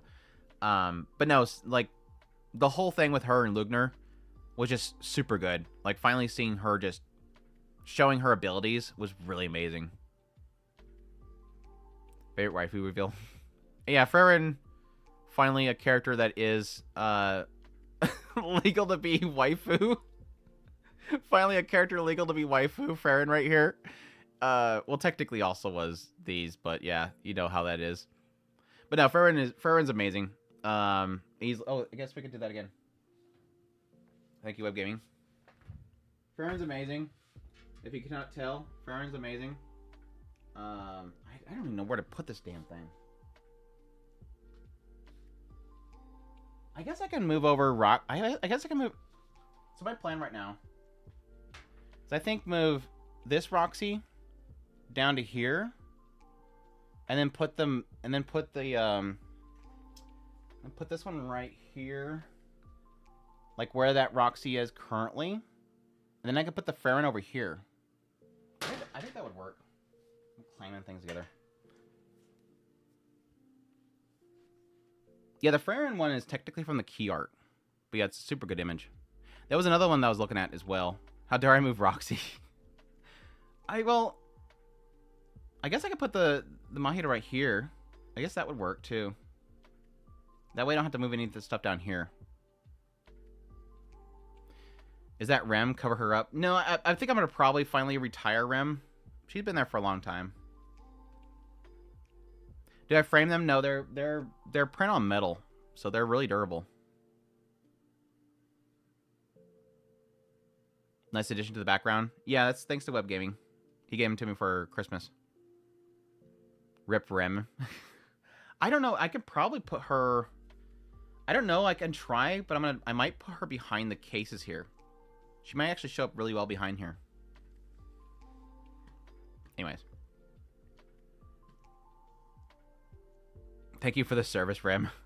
It's just been a long time since we had Rem. Like, I guess that's probably the big thing of it. Like, I loved Rem with the first season of ReZero. But, like, she just obviously has taken a massive back seat for the last, what, 5 years?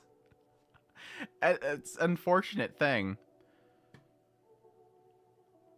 Speaking of Rem, whoever asked me if I've seen her earlier, no, I have not. Yeah, that's what I'm thinking, is put right where Rem is, right here with frieren, because that's enough space right here. Rem is top 5 best girls. I really like her, though. Yeah, her personality, her seiyuu, and everything is fantastic. Flamma, loved her story. I'll put her in A. I'm gonna put her in A right here. I'm not gonna S tier it. I could, but I think A is good enough. Who is the girl at the top? This one right here? Which one? There's like a ton of girls at the top. A rank, Flamma. Best MILF. S and A are dangerously flat besides Fern. No, Delta's got it. Kaka's got it. She's got it. She's got it. She's got it. She's got it. And she's got it. There's a lot up there. Where's Roxy? She's like right here. She's in C.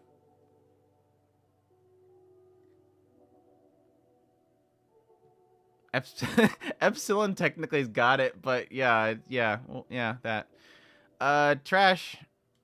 Well, she's not trash. I just don't. Apparently, according to some people that watched the recent episodes, she's trash, but I haven't watched the recent episodes, so I don't know. She's probably is gonna be trash though. Can't wait to put Gabby in trash tier. You know why it's in the list. You know why it's in the list. She's the dumb girl from Girl and Her Guard Dog. I don't even remember her name right now because I'm too tired. S rank Musume. I don't care. I don't really care.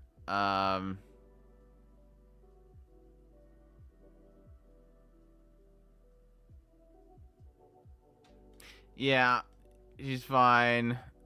And she's fine. There you go. S rank Musume is not S rank. C at least, man. You gotta remember the main reason why I stopped watching the show is because of her. So it's really hard for me not to put it in trash tier. Oh yeah, the father would be S tier. I like the father. The father's great. But I can't stand her. She's the reason why I stopped watching the show. S rate doesn't go Usagi drop route. That's not really my complaint about the show. I know people got that sensation from my jokes about it in my first impressions, but it's not really my impressions of the show overall. But yeah, the dad's great. If the show was just about the dad, I would love it. Just be his perspective and just every now and then get a letter from her. I think that'd be a fantastic show. But yeah, I don't care much for her. She just likes her stepfather, but is not lusty after. Right. That's kind of what I got, but I could see it going other directions. But it's not a reason why I don't like the show. She's just obsessed to the point where it's too annoying. Who's that starfish hairpin girl? I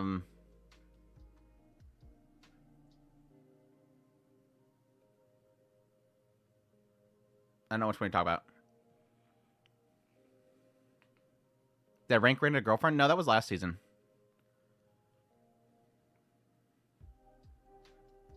I got you, Yender. All right. I don't really think she's really much in this, like, 4 episodes. I mean, she had, like, one brief moment. But I like her. She's cute. This the little sister. Literally, like, the only reason to watch this, like, short OVA series is this girl right here. She's freaking amazing. I want more of this girl. Like, I really legit, I don't know what her name is, but she's, like, the little sister of the 2 monks. She was so great in that, like, brief episode. I want more of her, like, badly.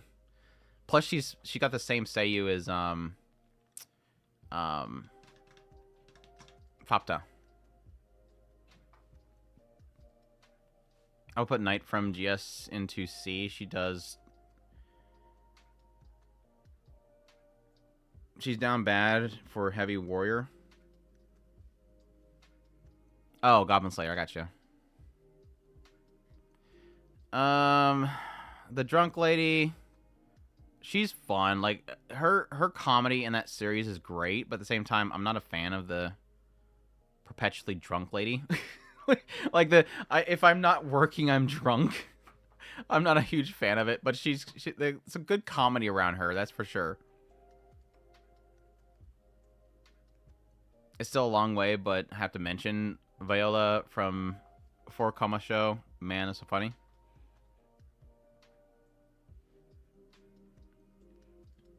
Overtake lady. I really need to get caught up on Overtake because I know that she's like more in it. For now, she's fine. I haven't really seen anything of her in the show besides her popping up every now and then being blushy. But I'm terrible. Nobody tell no earthly, but I'm terribly behind on Overtake. Even though I sung its praises when the season started, I'm massively behind on it. Now Toyama girl. Every time there's a Now Toyama character, I call him Now Toyama. She's probably C. I'm fine with her. Overtake is one of the better dramas this season. I like it. Yeah, I really enjoy like the first 4 episodes I watched of it. I really need to get caught up. I don't remember Black Knight or something like that. I forget what her name is. I don't know anything about her. She's great. Peshka. I think I like her more than Shy. That's what's funny.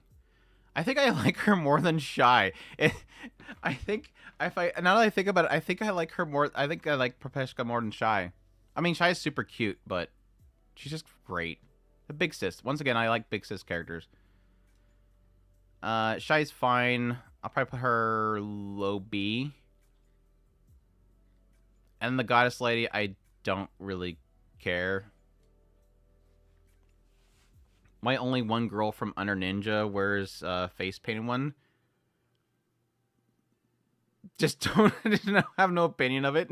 If a character's not in the list, I really just legit have no opinion on them. I was even tempted to add the other assassin chick from Under Ninja, or even the milk lady, but just I have no opinions of them. Actually, I do have opinions of the ninja / editor girl, but I couldn't find a picture of her.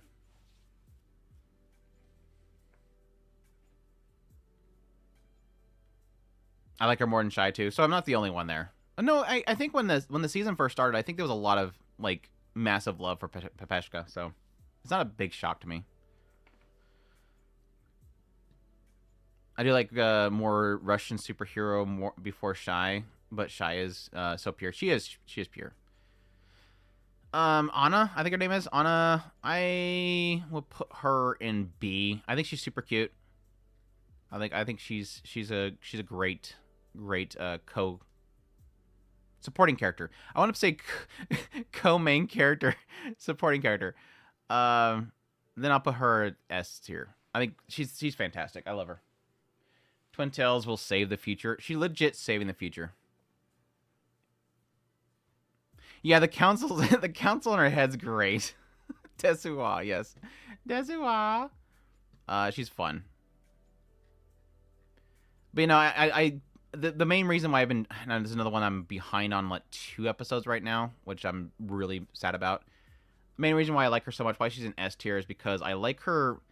She's kind of similar to, I think she matches up really well with, God, I wish I could remember her name right now, the 80,000 Gold girl, where she's obviously and very outwardly, well, not super outwardly, very obviously very selfish character. And is it Mitsuha? She's very obviously selfish. And she tries to push towards that selfishness, but it always blows up in her face, or on the opposite hand, you sort of see a good side of her in the mix of the whole thing. I like that connivingness that she has deep inside of her own head, and it's a lot of fun seeing it kind of play out. So, yeah, I like her. This chick, I don't know much about her. I'll put her in D. She's fine. That's D is usually negative. I'll put her in C. C is usually neutral. C is usually neutral. D usually means negative. So I'll keep her out of the D. Let's see. I don't really like her. I mean, she's cute. She's got a lot of purity to her, but she's just kind of... if you had to force it out, I mean, she's kind of the least favorite part about the show so far. Not that I hate her. So I'll put her in C. It's not that I hate her, but at the same time, her quirk is kind of shrugged to me and kind of annoying. Yeah, the main girl's legit Bochi. She must be protected. Stardust, the main girl, is so protect. OP is banger. Desuwa. It's a great song. Even the rabbit from Shangri-La Frontier is so Desuwa character. There's like 15 Desuwa characters. Chris has already pointed out to me several times. It's Pekora from Jashin Chani Sekai'd. Jashin Chani Sekai'd. Is there am I missing an isekai version of that? Or she's isekai'd from there. I get never mind, I'm following you now. I don't like her so far. I'm sure that she'll probably get better, but she's kind of like the worst type of tsundere. Like, she's super hostile. Like, she's just, her aggro meter is way too high, to the point where it's just kind of annoying. The gloomy angel girl, I got you. But yeah, she's S or A? That's a good question. I'm gonna keep her an A. I don't think she gets to the levels of the S tier girls, but she's great. I'll put her right next to her.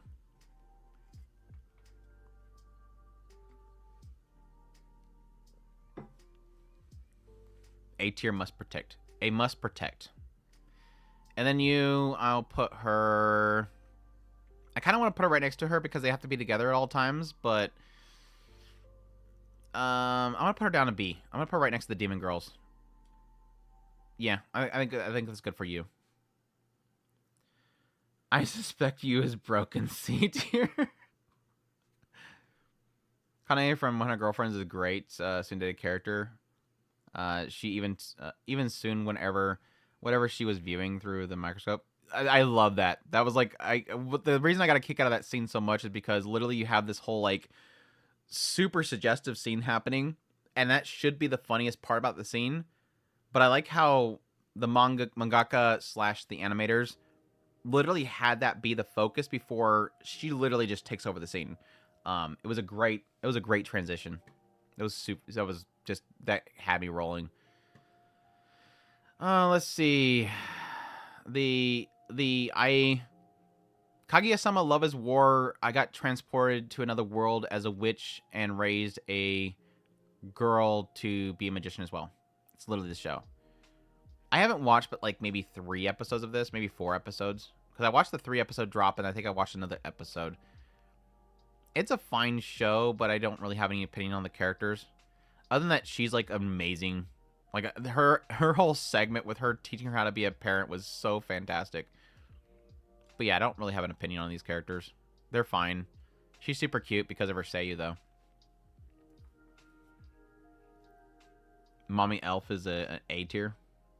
Lolly Mom A tier. Single Mom deserves higher.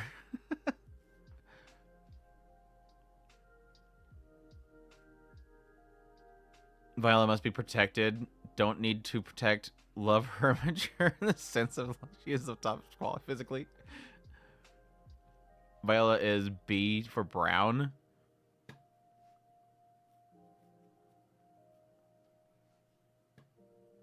$5 just came to say that Otaku Spirit is best. Otaku Spirit is the best girl.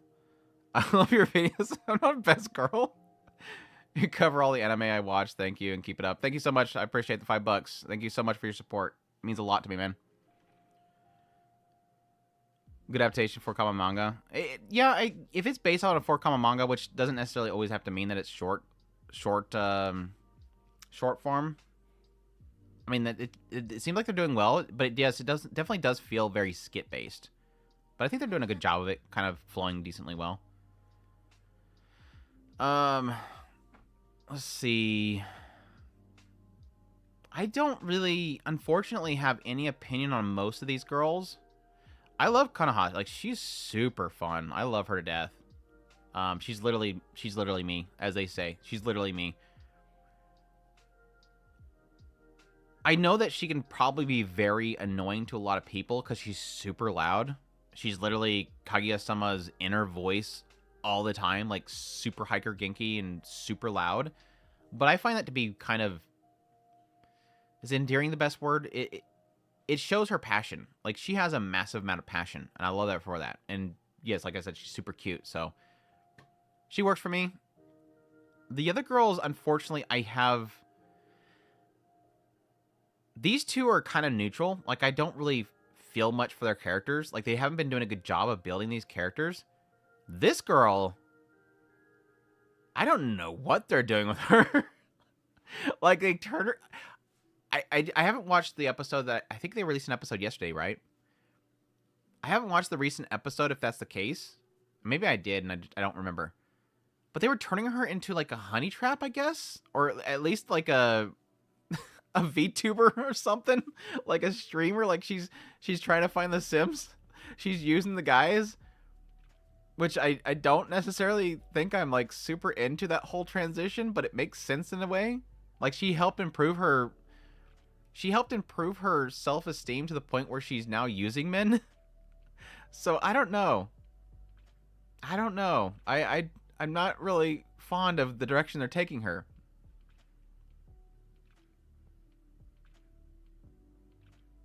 Have you seen the series past episode 3? You talking about 16-bit? Yes. Like, I'm literally now talking about her literally using guys, which was like in the last episode. Unless you're talking about the family circumstances, then no. I haven't watched past like 4, I think. Harui's an S for me. Moe Kaguya personified and Bishojo fan. You're super loud. You don't see too many characters the outside of the dot. We don't see... Yeah, that's really probably part of it. Is that maybe because we don't see them outside their job. But that was kind of the gist of it in the first episodes. Like, my and this gets into my thoughts overall of 16-bit Sensation, as I have a problem with the show narratively because they're jumping around too much. I was really hoping the show would be about she goes back in time and she makes a game. But it seemed like they're too focused on showing how technology evolves and the company evolves rather than the characters. The moment they pulled her back into the future, insert title, the moment they pulled her back in the future, the show went downhill for me. Like, that was sort of a killer to where I felt like the story could have gone. Yeah, they should have stayed in that 1992 and then go to 1993 if she needs to. Like, just build up from there. But instead, there seems to be too much focus on technology changing and how the company goes. Not so much the characters.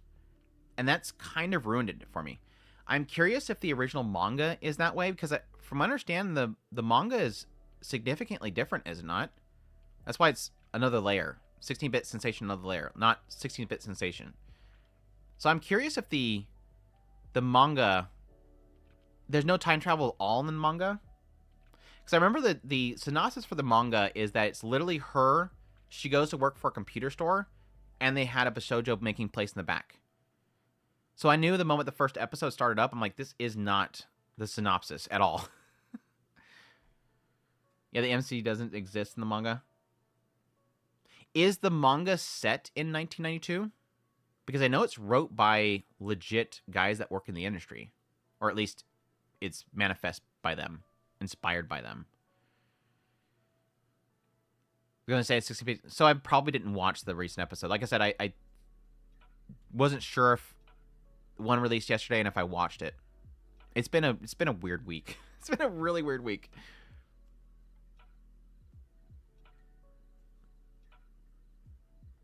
It goes year by year following the other girls. But is it starting in 1992? Yeah, it's based on storytelling from people that worked with Aqua Plus, which has the Leaf brand, which did make Two Heart too. You think it starts to see that's probably something I'm probably gonna want to read at some point. I don't know if she's gonna be like super hyper genki or whatever, but yeah. I know. Yeah, Duhal, I'm literally this season dropping a lot of shows that upsets me. I really do wish I could watch all these shows. Like even with like I have my big misgivings with things like S rank, and I have misgivings with Girl on a Guard Dog, but I still want to watch them. Like it sucks not being able to watch all these shows. But I don't have 35 hours a week to watch everything, unfortunately. Don't really remember the year's manga start off with. I don't know. I might put it in like a document somewhere of something to possibly check out at some point. But yeah. Anyways. But yeah, for that's all to say. I don't have really anything to say for these girls.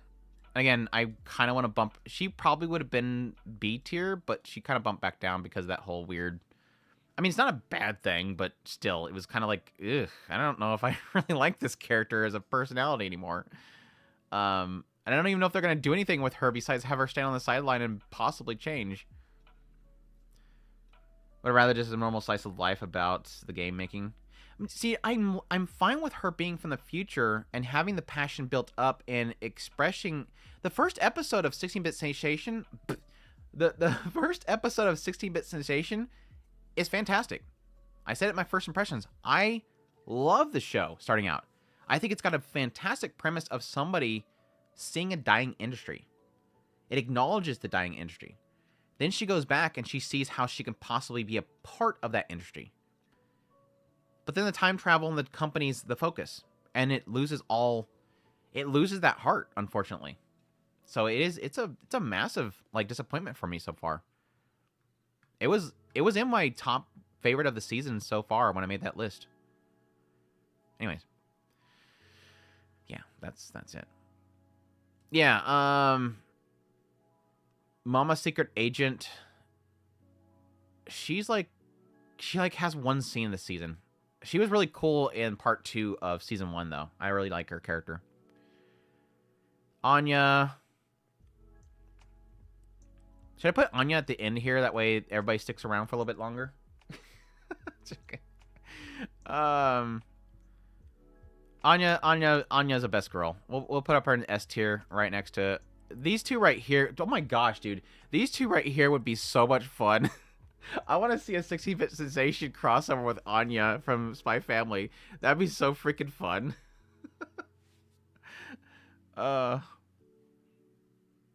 Yes, it is a best girl list. That's why I'm saying best girl over and over again. Just like with her, she got to be like right up here with her friend. No, I don't know if I put her in. Like, I really like her a lot. Betty, I think her name is. I haven't seen her in a while. Holy crap! Like, she popped up for like a brief moment in one of the recent episodes, but she needs more. But of course, they've been on the ship this whole time, so it makes sense that she's kind of taken a back seat, unfortunately. But she's great. Yeah, Betty.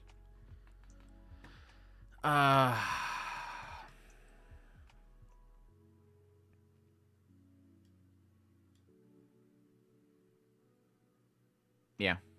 I'm gonna put her D. I'm not a fan. She has the same issue as Yuri.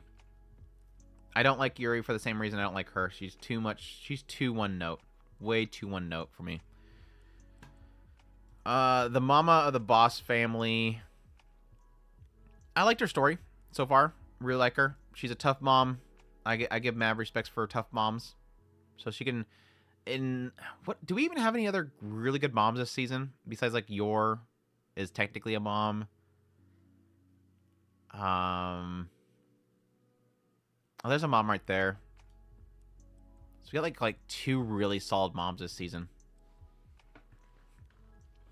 Haven't even seen Fiona yet. Yeah, she hasn't really had an episode this season at all. So I'm just kind of taking in consideration the whole series as a whole. Oh, the Lolly Witch. That's right. Technically a mom.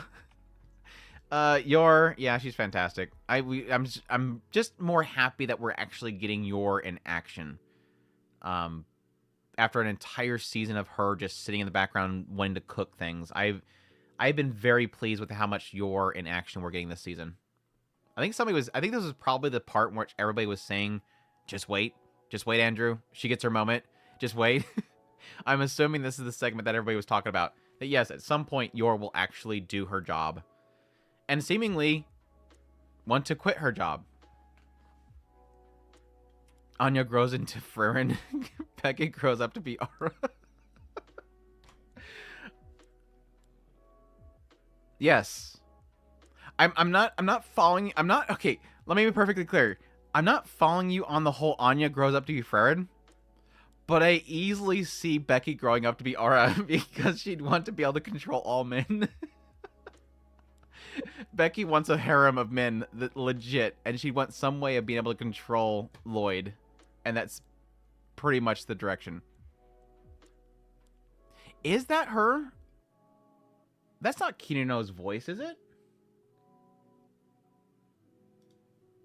You're joking me. Let me see.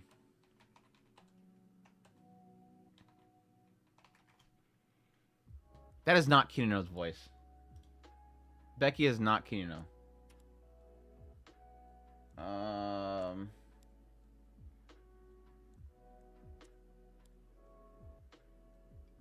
No, that's not the same Seiyu.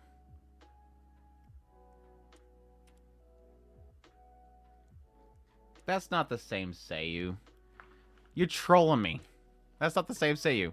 Because I know Aura is Kinino from Orimo. And I don't ever remember Becky being that voice, so that's why I knew.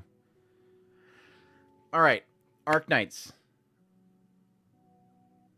I know nobody else watches Arknights, but bear with me as I go through and choose the best girls of Arknights. Y'all should be watching Arknights, and since you're not, you're shame on all of you. Amiya, S tier. Best bunny. Amiya's best bunny. We'll put her up here. Yadurk, stop lying, Yadurk. Only I watch Arknights. Donkey is an A. Funny girls, yes. Blaze, I really like Blaze too. I don't know that I want to get her up in S tier right now. So I'll put her in A. Blaze is great too. She's big sis type. Shin.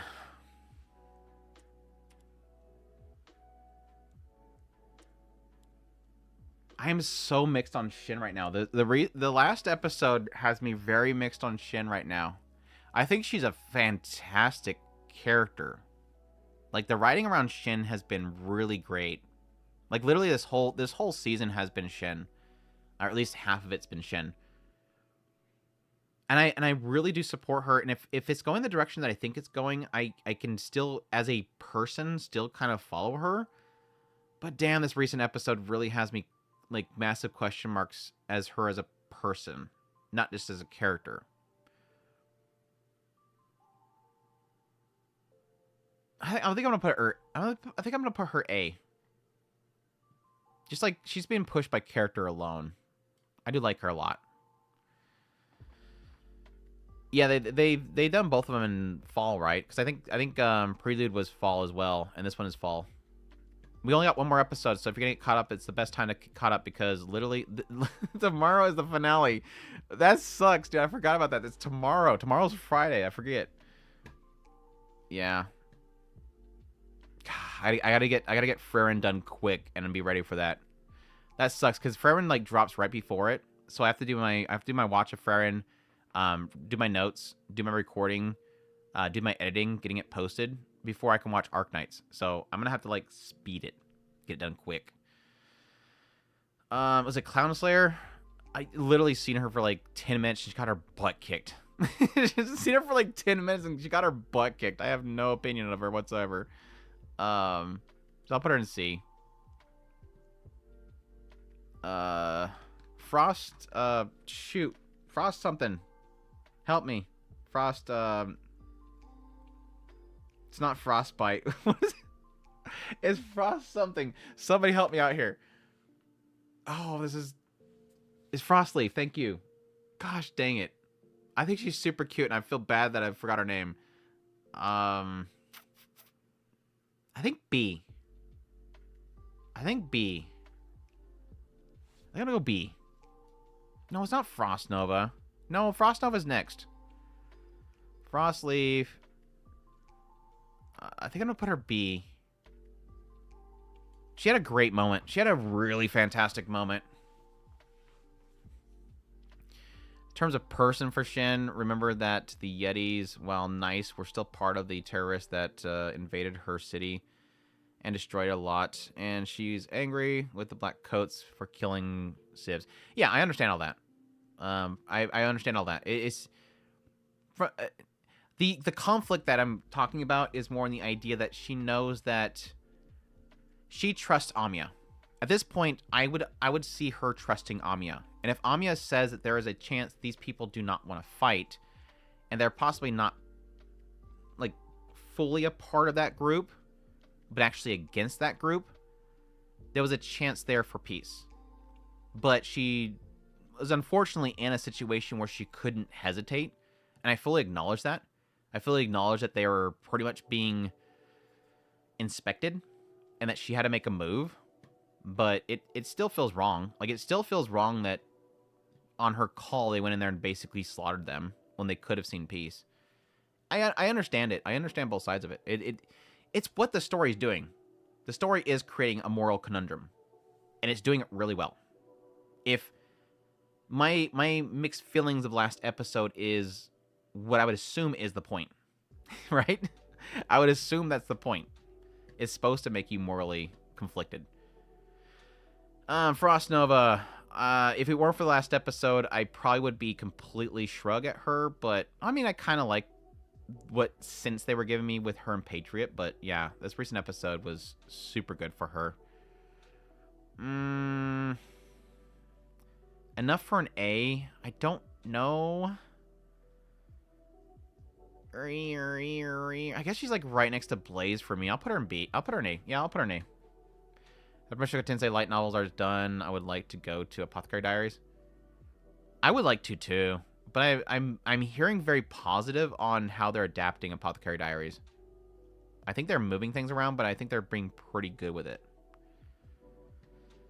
Greythroat, I don't really have much of an opinion on. I'm kind of really hoping for more of her because her character kind of doesn't... Her character makes sense, but at the same time, I don't really know what to really think of her, because she's in that area of trying to figure out the infected, but at the same time, the whole scene with her and Blaze and Amiya didn't make crystal clear about what her intentions are. So, Apothecary Diaries, light novels, and mangas are all bangers so far. I have like 3 other things to watch for a read first, so I can't jump right into it. But again, I'll probably put it in the list. I might start collecting them now. How many volumes are in English so far? Are they getting physical prints?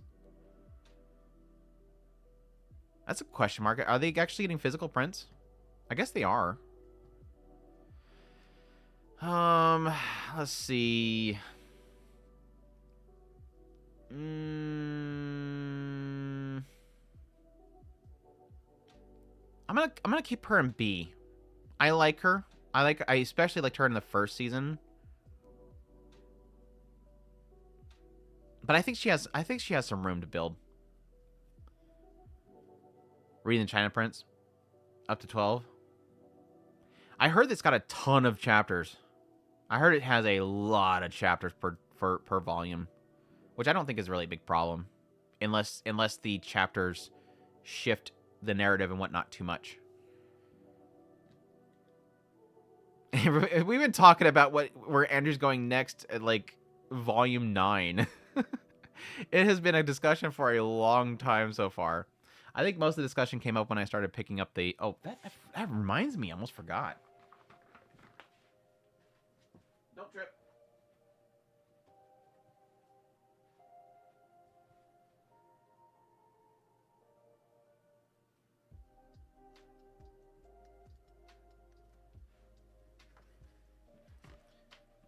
I don't even know if you guys will see this. This is bad.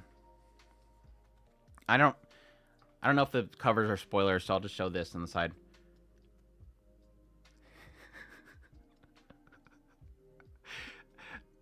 This is so bad, dude. This is so bad.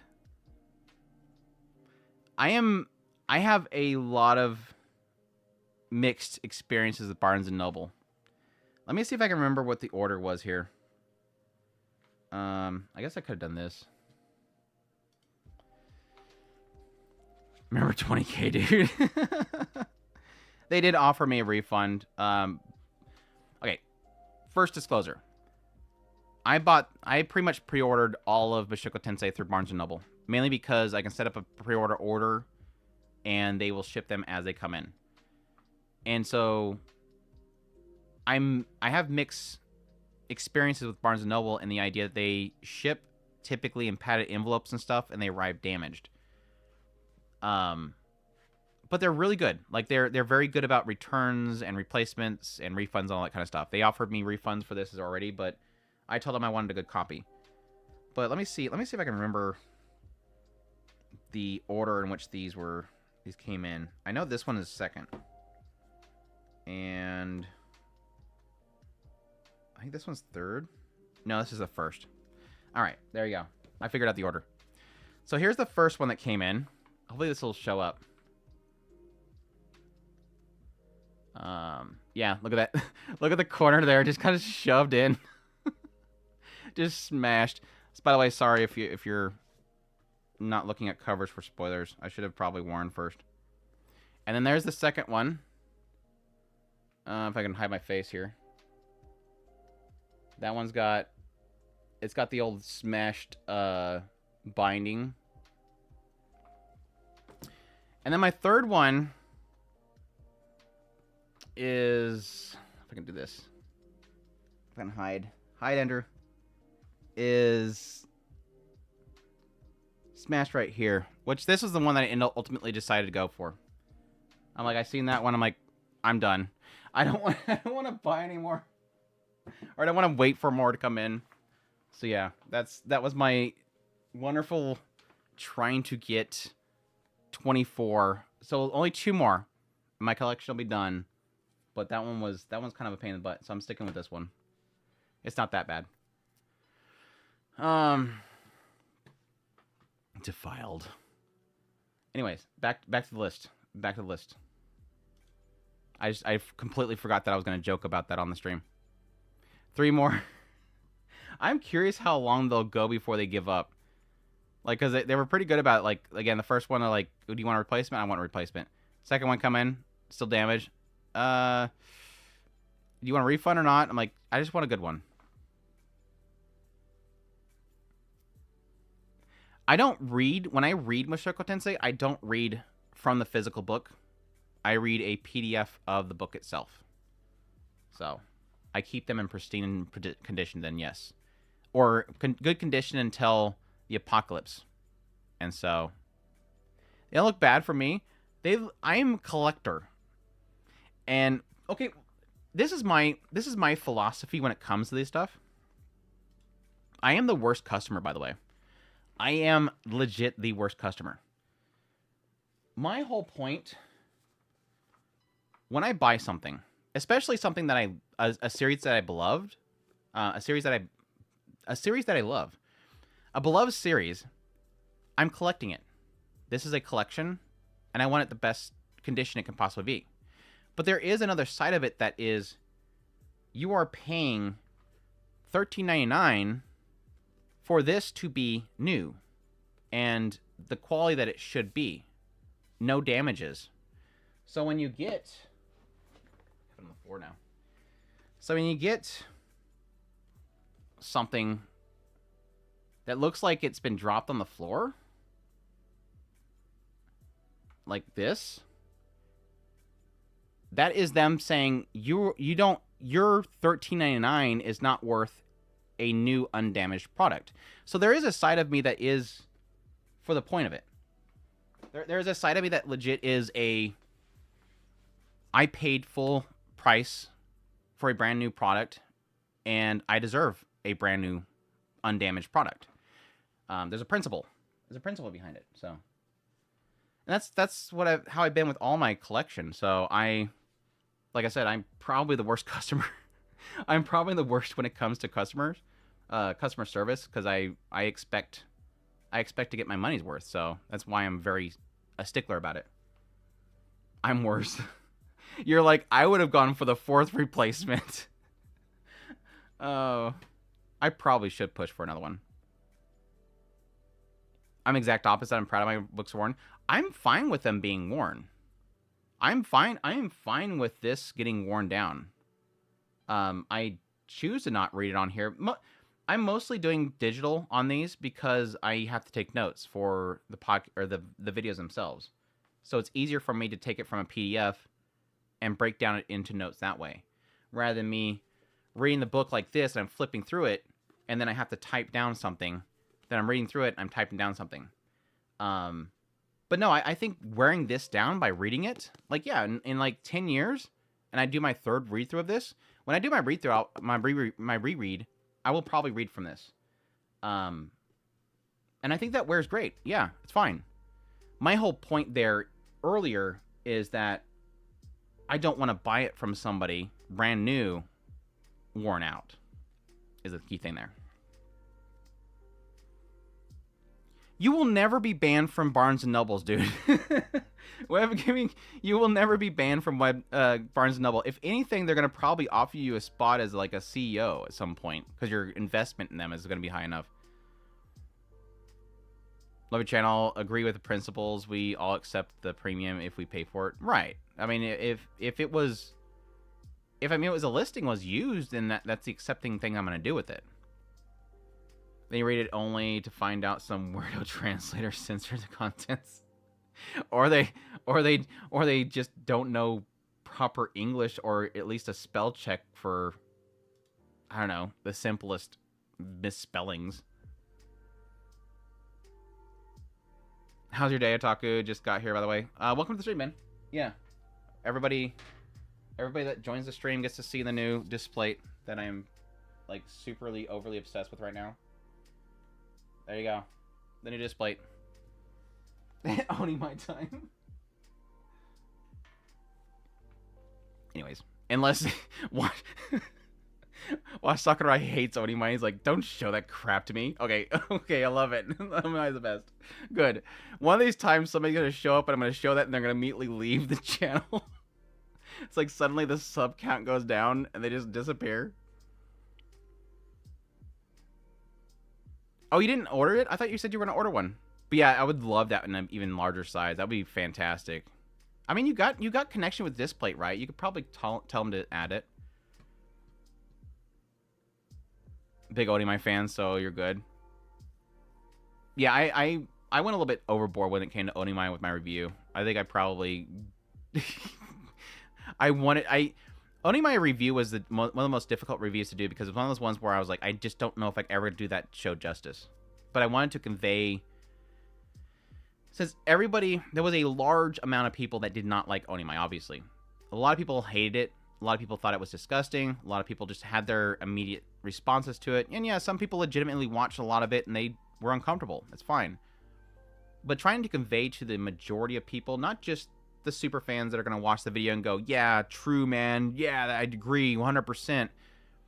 Trying to convey to the people that aren't really into Onimai why it's so good and how to get around a lot of the disgust that they might have to understand why it's good is important. I don't think so. Anime was awesome.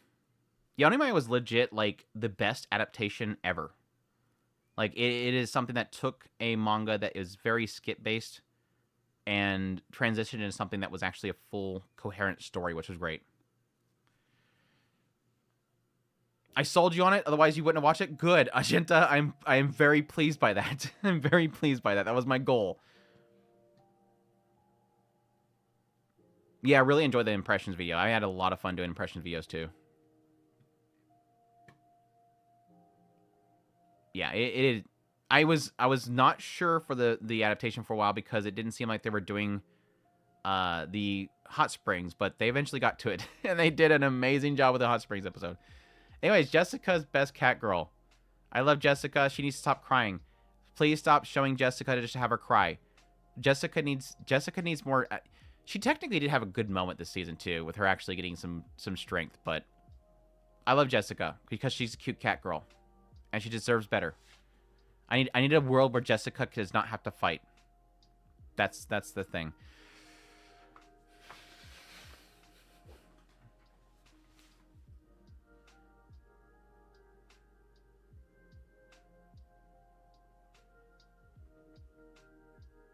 Counts it.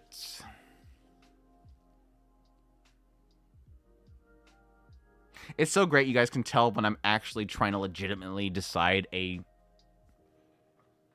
logical choice for a letter. Like there's some of these characters like, yeah, just throw it in D, whatever. Then there's certain characters that I actually want to put some thought into it. I'm thinking A. I'm thinking A. I've always aesthetically liked Cassit, but like her episode recently was like super cool.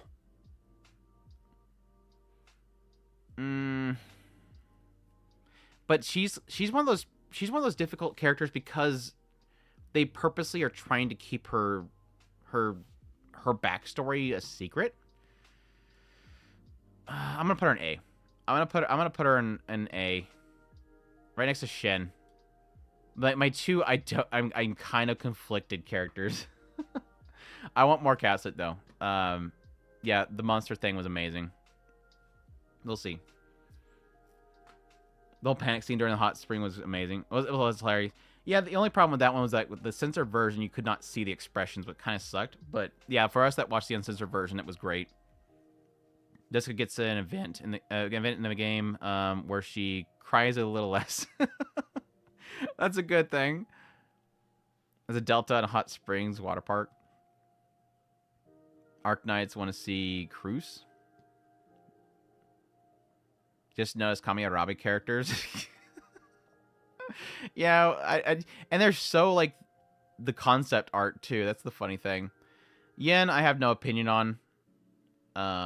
She just seems like she's heading the massacre people, so I'm sure there's a good logical reason behind that. But for now, it's a negative. I think she's fun, but at the same time, I don't really have too much opinion on her. She had a good moment as well. Red, right? Is it Red? I think her name was Red. No, Nine. Her name's Nine. Nine, again, I don't really have too much opinion on, other than the fact that she's literally Shen with less ties than Shen does, so she decides to make the move first. Too much girls, to be honest. It's a 201 girls, by the way. This is Red. Red is one of my favorite characters when I was playing the game, but we got very lit of her in the show. But she's hanging out with Katsit, and that's good. That's a good thing. I'll put her in C as well.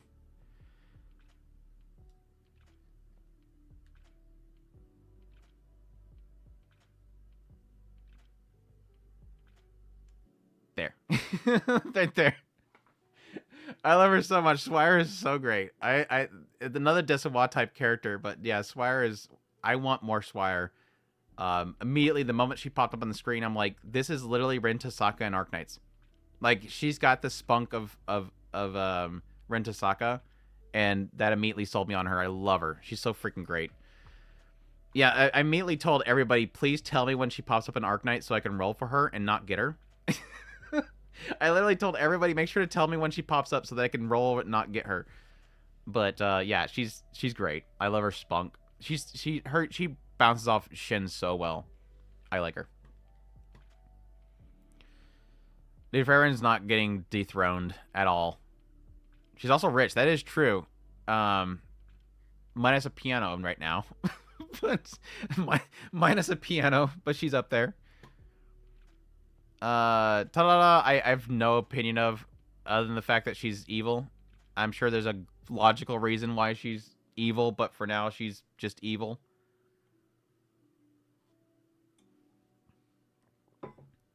Yeah, rip piano. We didn't have a cat underneath it. W, I love her Seiyu, but I have no opinion on her really. So she'll probably go right next to. I'll put her next to 9. I like her Seiyu though. It's Orimo. Kurano again. Yuzuki family.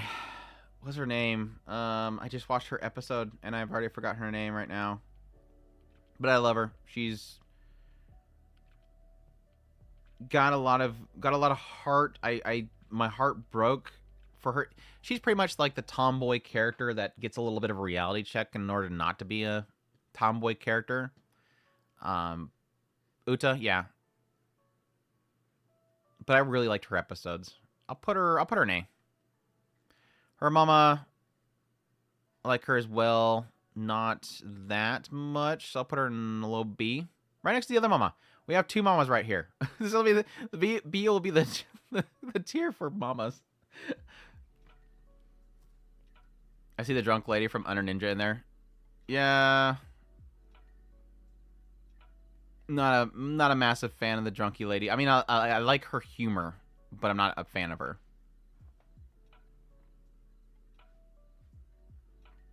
Yeah, I was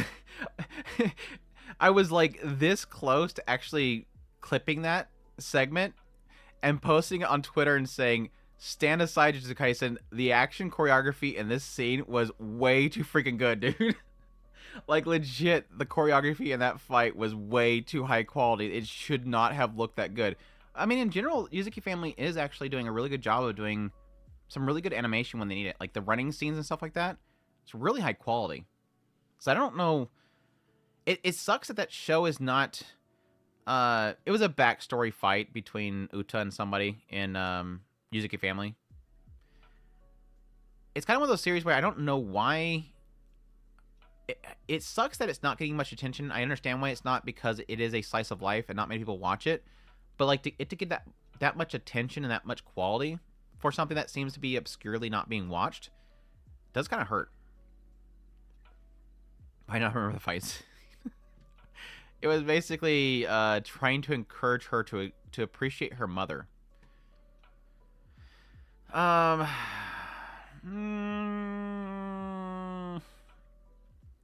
She's cute. I liked her moment, but I don't really have too much of an opinion on her. Same with her. I don't really have any opinion whatsoever. I'm sure here late in the coming episodes we'll probably get more of her. Blaze or whatever her name is.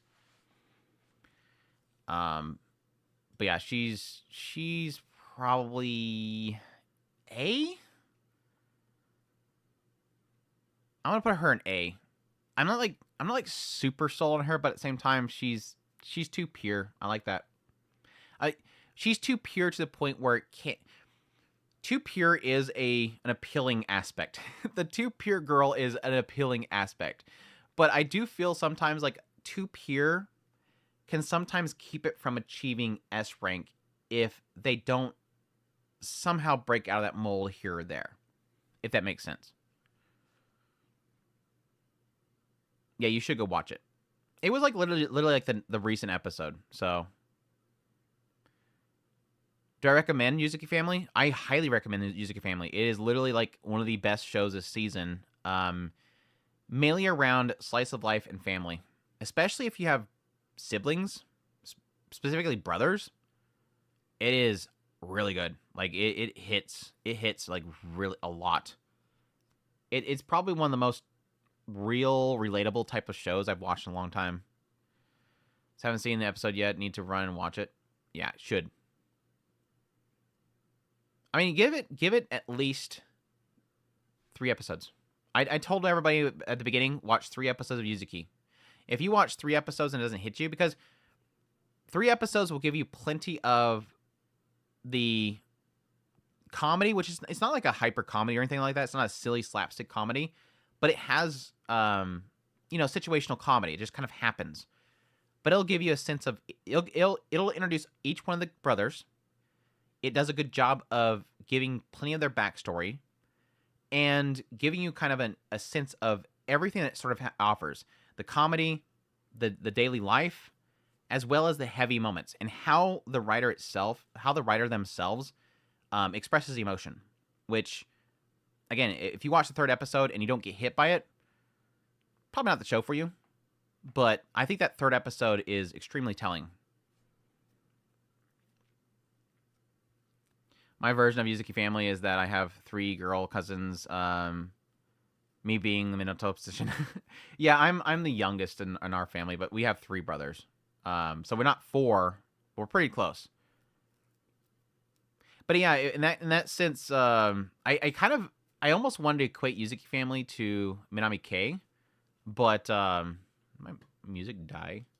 I wanted to equate Yuzuki Family to Minami K, but Minami K is a lot more comedy. It's a lot more comedy, but it's got a similar feel in a lot of senses, anyways. Best sis from that show. Like, I'm so mixed on the sister in this show. Like, there's an obvious, like, hamming up they're doing of the sis-con with this girl, but I can't help to find her extremely adorable. Like, she's like a smile that you want to protect, but yeah, you do get a sense the animators are kind of hamming up the sis-con aspect of their, so yeah, I'll put her in B, despite the fact the show is Garbo. Despite the fact that I hate that show so much. There's the childhood friend that we'll lose. I'll put her in C. I'll put the childhood friend that we'll lose into C. And then we'll put the hot, I didn't realize you're a hot model and movie star that's actually playing a video game with me on your Surface tablet. I'll put her in the Rika reject from Rent a Girlfriend into C as well. Oh, there's so many jokes to be made of this show, it's not even funny. Rainy Protocol is literally jokes waiting to happen. Every time I write anything on this show, it's like it's easy to make something up. It's the Hello Dear Kids show made by out of touch writers trying to make an esports. Is it a good thing or a bad thing? Like, is it funny in a good way? No, it's me trying to make something more entertaining out of the show than it actually is. It's not intentionally bad. Or are you asking if it being bad is a good thing? It's up to you. I just find this show poorly written, trying to appeal to an audience that it doesn't understand, and at the same time creating an obvious love triangle that I know I'm going to hate. Anyways. Survived by potions. Goddess. The goddess is fine. I have no opinion on her. She's not Aqua, though. The night girl I have no opinion on. She's fine. I feel the pain from your tone.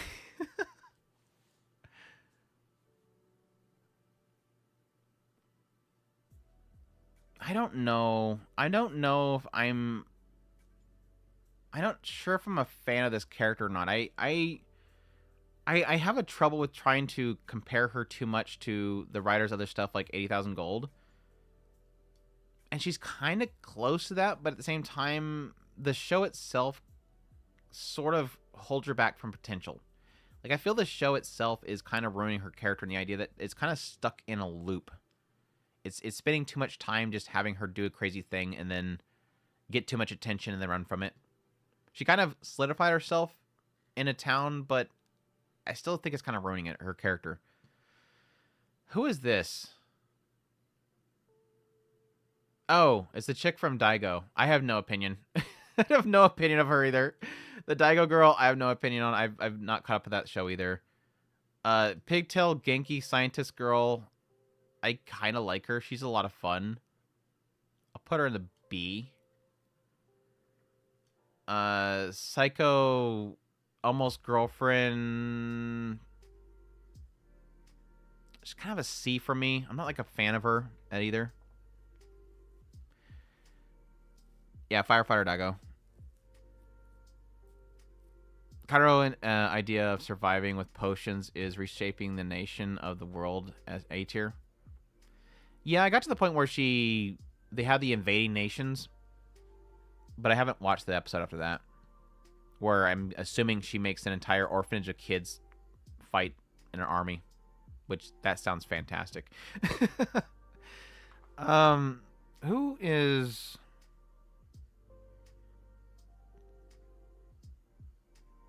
Wait.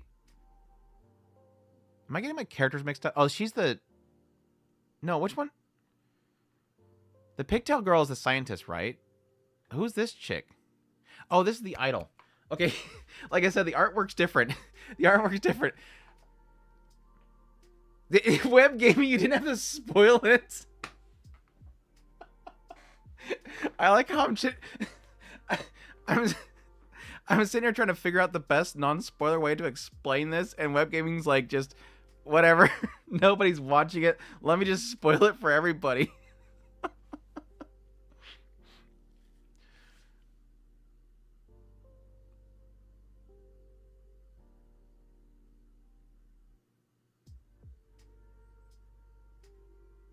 I'm not really sure. I kind of hate that episode. It's Kami Arabi, God app. I really don't like that episode because I don't know why he gets so like excited about the he legit finds out that it's not actually her, and then legit says, "Just keep being you." And it's like, Genghis. What's up, Genghis? Oh, did Genghis just join, or have you been here?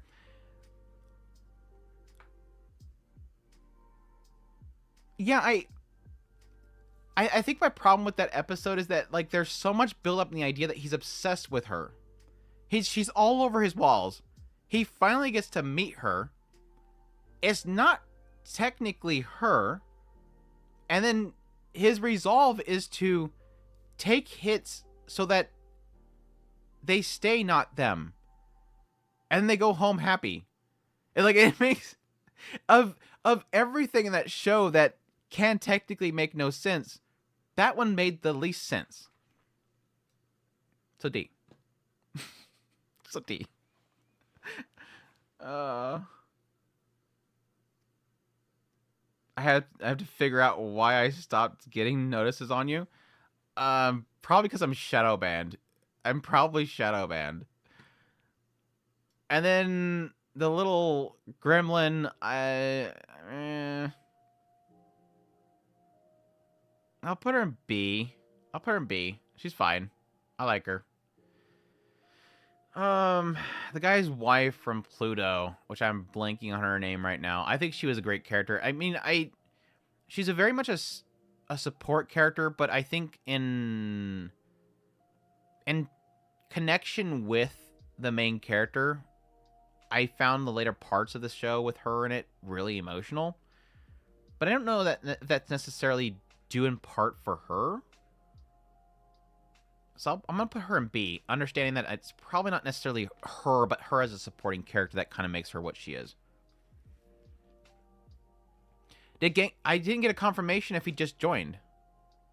He just said that he didn't get notifications. He could have been sitting here the whole time just creeping. And I would put her... I really liked her segments of the story. I really did. I almost want like an entire mini-series on her. I'll put her in A. Genghis just joined. He's not confirmed it yet. Is he? I thought he said that he confirmed it. I'm confirming there's for his time. I am a creep, yeah. Okay, so he's still not going to confirm. I think Genghis is purposely not going to confirm it. Let's see here. This is... Oh, God, why did I blank on her name, too? I really should just brought up my document that had all the names on it. Boop, boop, boop, boop, boop, boop. Her name is Alicia. There, I cheated. Alicia from Hulk. I think she's great. I ship her with Hulk. Even though it's really hard with Anchan. I'll put her in the middle B. I think that's a good spot for her. Genghis, trust me, you want to confirm it. Even after what happened, I haven't watched the last. I haven't watched an episode since they went to the inner chamber, and she pulled out the sword. So anything beyond that, I don't know, and I don't want to know about. I'll get caught up eventually. I think I'm like 1, maybe 2 episodes behind now, so I don't want any confirmation right now. So even you saying even after what happened does not. I don't want to know.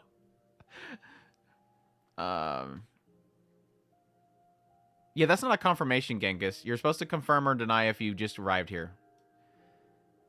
Oh crap, the sneaky rat. Where did I put her? Where did she drop? She's such a sneaky rat that she just got dropped. I don't really have an opinion of her.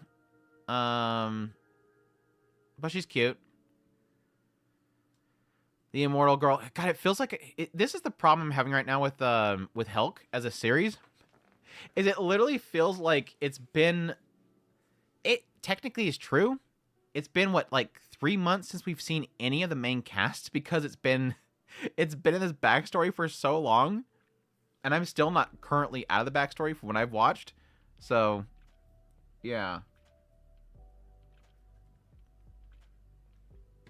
Stop watching Hulk after the 6th consecutive flashback episode. This was the thing. It's like it's been months. So yeah, it's like I have to like remember, like, yeah, I technically like these characters back when we actually had them in the show. I kind of like the Immortal Girl. She kind of became the straight man character for a long time, but I'm not like super invested in her. She is easily, if she ever comes back in the show, if they ever have a return of her in the show, I will love her. But she's literally what sold me on the series as a whole. Like, I love her character. Just saw you were on. Now I'm here, and Alicia's best girl. Sorry, Vermikins. Vermikins. All right, Genghis. Genghis has confirmed it. We got a confirmation. A new arrival to the stream. They get to see bestest place in all of its glory. Literally my favorite poster in the world right now. I really need to move this one because I keep nearly hitting it. Every time somebody arrives, I gotta hit this one. That was not an attempt to show it off. I'm literally moving it. She's so shiny. If you want one, hit up Web, because apparently he converted the image, but we're getting it from Displate. Man, this is like literally somebody with Displate. Can we get a sponsorship? Literally, this entire live stream is sponsored by Displate. That's good. Anyways, Ria Takahashi and Rurouni Kenshin. I'm like so far behind on this show. I loved her in the original series, so I'll put her in A. I'm assuming it'll be the same great character in this new remake as the original one. I'm insanely behind on the series, so I'll talk to some people. I'm literally every video. This is like literally every video I do has Displate in the background. It's just nobody knows it is Displate. So all it takes is just having somebody to say, "Hey, these are Displates." Displate. Like display, but plate. It's like Japanese thing where they take 2 words and put together. Display and plate. Displate. Crafty. All right. For those that actually watch Dark Gathering, all 3 of us, it is now time. Let me do Yayoi first, because this is the easy one. Yayoi is easy. Yayoi is like literally one of my favorite characters in like the last like 2 years. Yayoi is an amazing character. I love her to death. She makes the show. Like, the show would not be how great it is without Yayoi. She's fantastic. She's super calm, which is kind of scary, and she's twisted to all get. She's absolutely twisted. For those who don't watch Dark Gathering, this girl literally has a room full of spirits trapped inside of dolls that she crafts and entraps them in before essentially forcing them to take some sort of like a hair or something like that to tie them into their bodies so that whenever she takes damage, they take damage instead. And then when she returns home with more spirits, she literally says, hey, you guys that's in this room that have made a pact with me, this thing is the one that damaged you. And she sticks in the middle of the room and allows them to all basically consume it until she says, do you want me to make it stop? Then become a part of the group. It's like she's so freaking twisted. It's great. I love her to death. She's amazing. She is scary. She's amazing scary, and she's cute at the same time. She's great. She's fantastic. It's an amazing series. The only I tell most people the only problem I have is the animation. The sound is incredible. The characters are amazing. The writing is great. The aesthetic and the feel of it is great horror, which we rarely ever get. It's like Miracle-chan, but without the ecchi comedy. It's got great atmosphere. Only problem is the animation. I wish the animation was better. Most people say they don't mind. I wish the animation was better. But that's my only dislike. Everything else is amazing about that show. Anyways, that's my review for Dark Gathering. Yeah, anybody that's not watching it should become one of our dolls. Echo, on the other hand, I don't like the pumpkin faces, but she has sort of chilled out. I didn't like her for like probably... Was it like... It was probably the point where they finally went to get the house. I started seeing something in her character that could hopefully change away from what I don't like about her, which I don't. I'm fine with her dark side, because I don't want to spoil it for the 99% of the people in the chat right now that has not watched the show, because I understand that nobody's watched the show. I don't like. I'm fine with her dark side, but I don't like the pumpkin faces and how they over-exaggerate her dark side, because it sort of pulls me out of the reality of the show. Every time there's like a more heavier moment of the show, it gets ruined by the fact that she's almost comically portrayed. She doesn't look normal. Now, that could be a story reason. It seems like her personality. But with the whole thing with them getting the house, the place to keep their graduates and everything, it seems like her character has changed a lot. It's getting into something in a realm of, I want to like this, but now I don't know if I do. She's sort of the opposite of the main character. So I'm hoping that turns into something good and that can kind of break her from the pumpkin face crap. Because I hate the pumpkin faces. I hate the pumpkin faces. She's not normal, right? Yes, everybody keeps their boyfriend GPS'd and mic'd at all times. And cammed at all times. First, not really crazy, Yandere. Uh-huh. Sure. We'll see. I think she's still a great character, though. I'll put her an A. Jujutsu Kaisen characters, I don't even know why I put them in the list. I kind of like her. She's kind of cute. I'll put her in B. Don't really care about her. Sorry, Jujutsu Kaisen fans. I don't really care about her. Sorry, Jujutsu Kaisen fans. I'm very mixed on her. I'll put her probably in B. She was just kind of tragic girlfriend, easy writing. I'm not a massive fan of her whatsoever. So, there you go. I know none of the Jujutsu Kaisen. I don't know their names. I know them. I know them. I just don't know their names because I don't care to solidify it in my brain until I go to watch the show, and then I remember all the characters' names when I watch the show. But yeah, I don't find really the writing and all the characters so far that great. So it's just a fun show to watch. Let's see. Idolmaster, I've only watched like 3 episodes. I thought she was kind of generic. I hope they do something else with her. She seemed like a rare case of a long black-haired idol character that's not obsessed with perfection.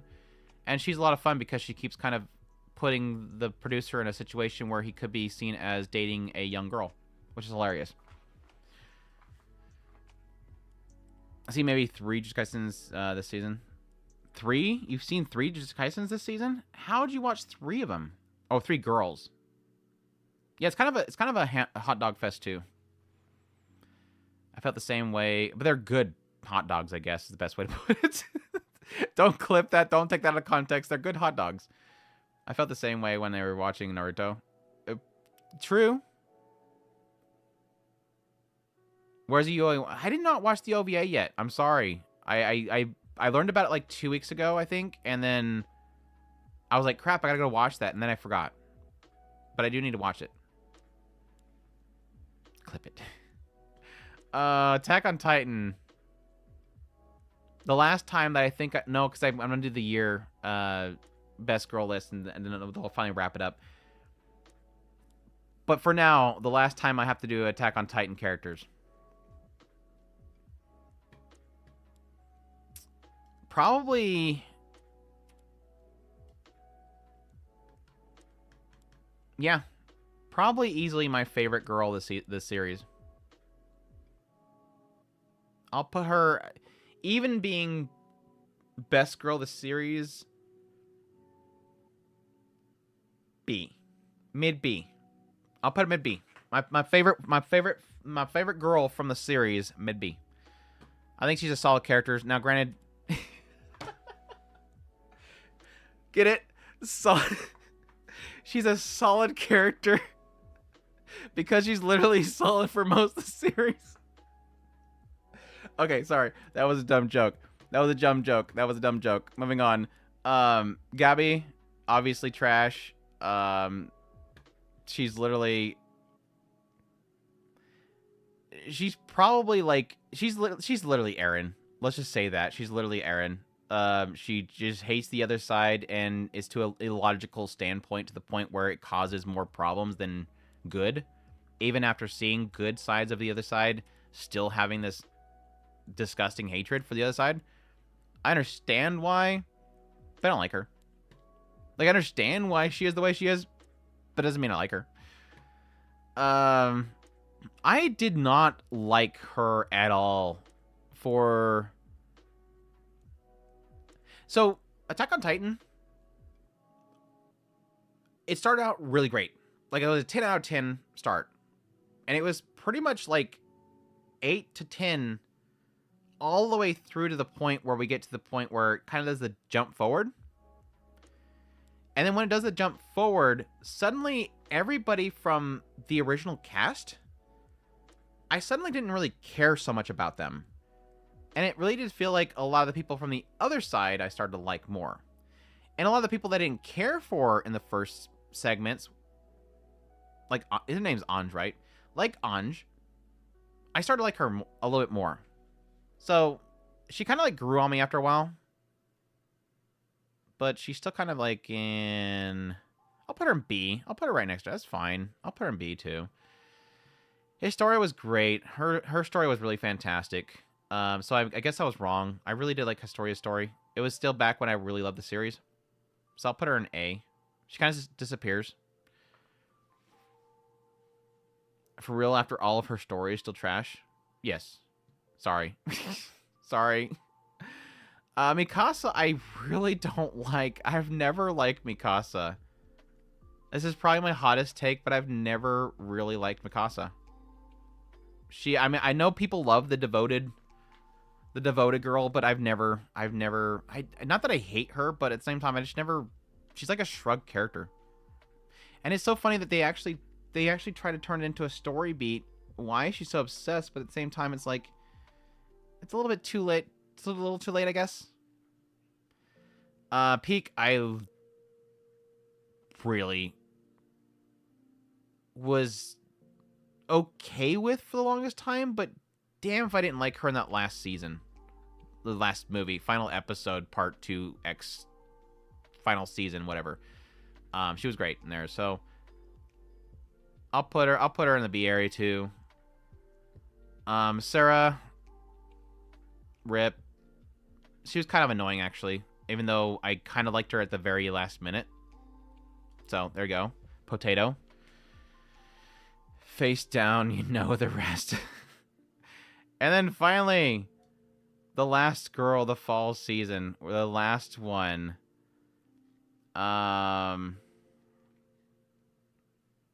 reason for it all it took was her being betrayed by her husband, King, to cause years of destruction and our downfall as manga readers / anime watchers.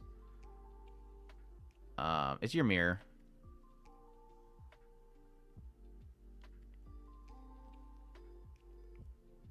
I don't care. There you go. D. I'll just put her in D. I don't care. A character I don't care about. Let me organize my S tiers before we're done. Let's see. So this is good. Good. Good. Good. Good. I'll bunny hop there. Good. Good. She can go in the back. This is more of a meme character, if anything, so she doesn't need to go at the front. Karane definitely needs to hop up here to probably there. No, she'll pop up here. Let's go right behind Fern. Tadakamari can go up here to... there.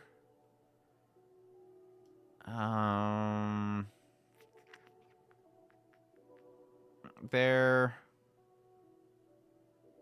She can come up to... Oh. Yeah, buffs wire. Anya.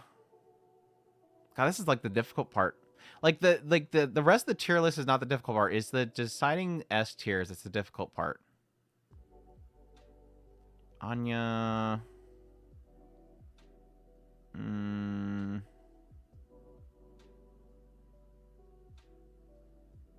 Yeah, I'll go there. That works. You're right behind her. Amiya. Right behind Swire. Jessica. Right there. And then...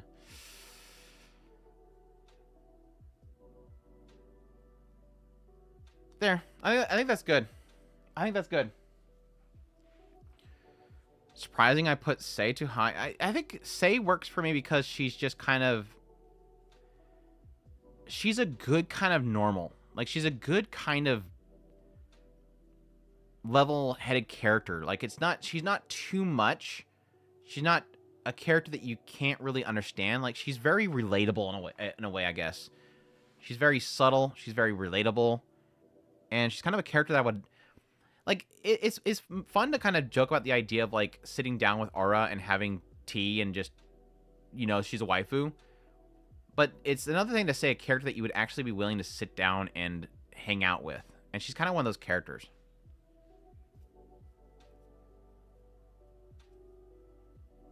All the Beast girls spawn together.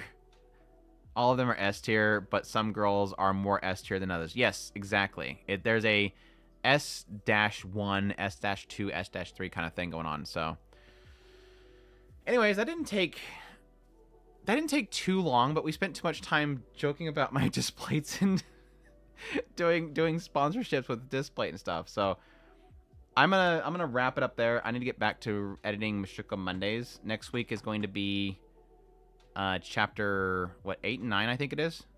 I think it's 8 and 9, right? I think it's 8 and 9. Yeah, chapters 8 and 9.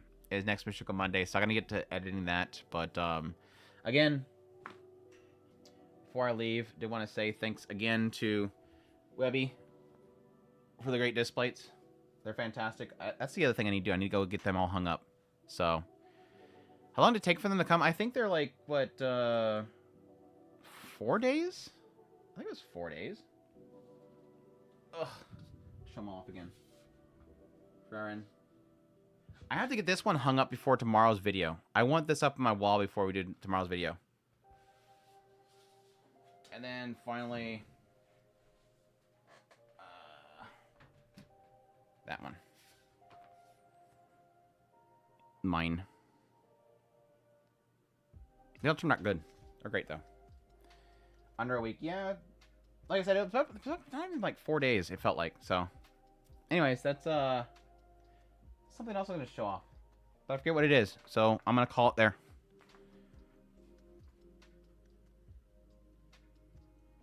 Yeah, I definitely want another season of Bookworm. I'm probably going to end up starting to watch...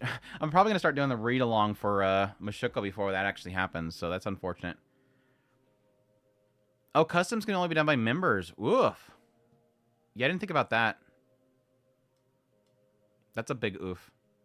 But anyways, I appreciate you guys for dropping by. It was a lot of fun. Again, thanks for everybody for the super chats. Again, thanks to Web Gaming for the great Christmas gift. It means a lot to me. You guys are amazing. Thanks to all the members that are members of the channel. Thanks to Patreon supporters, all that stuff. And so yeah, appreciate you guys dropping by. Hope you guys enjoyed the stream. Y'all have a good one.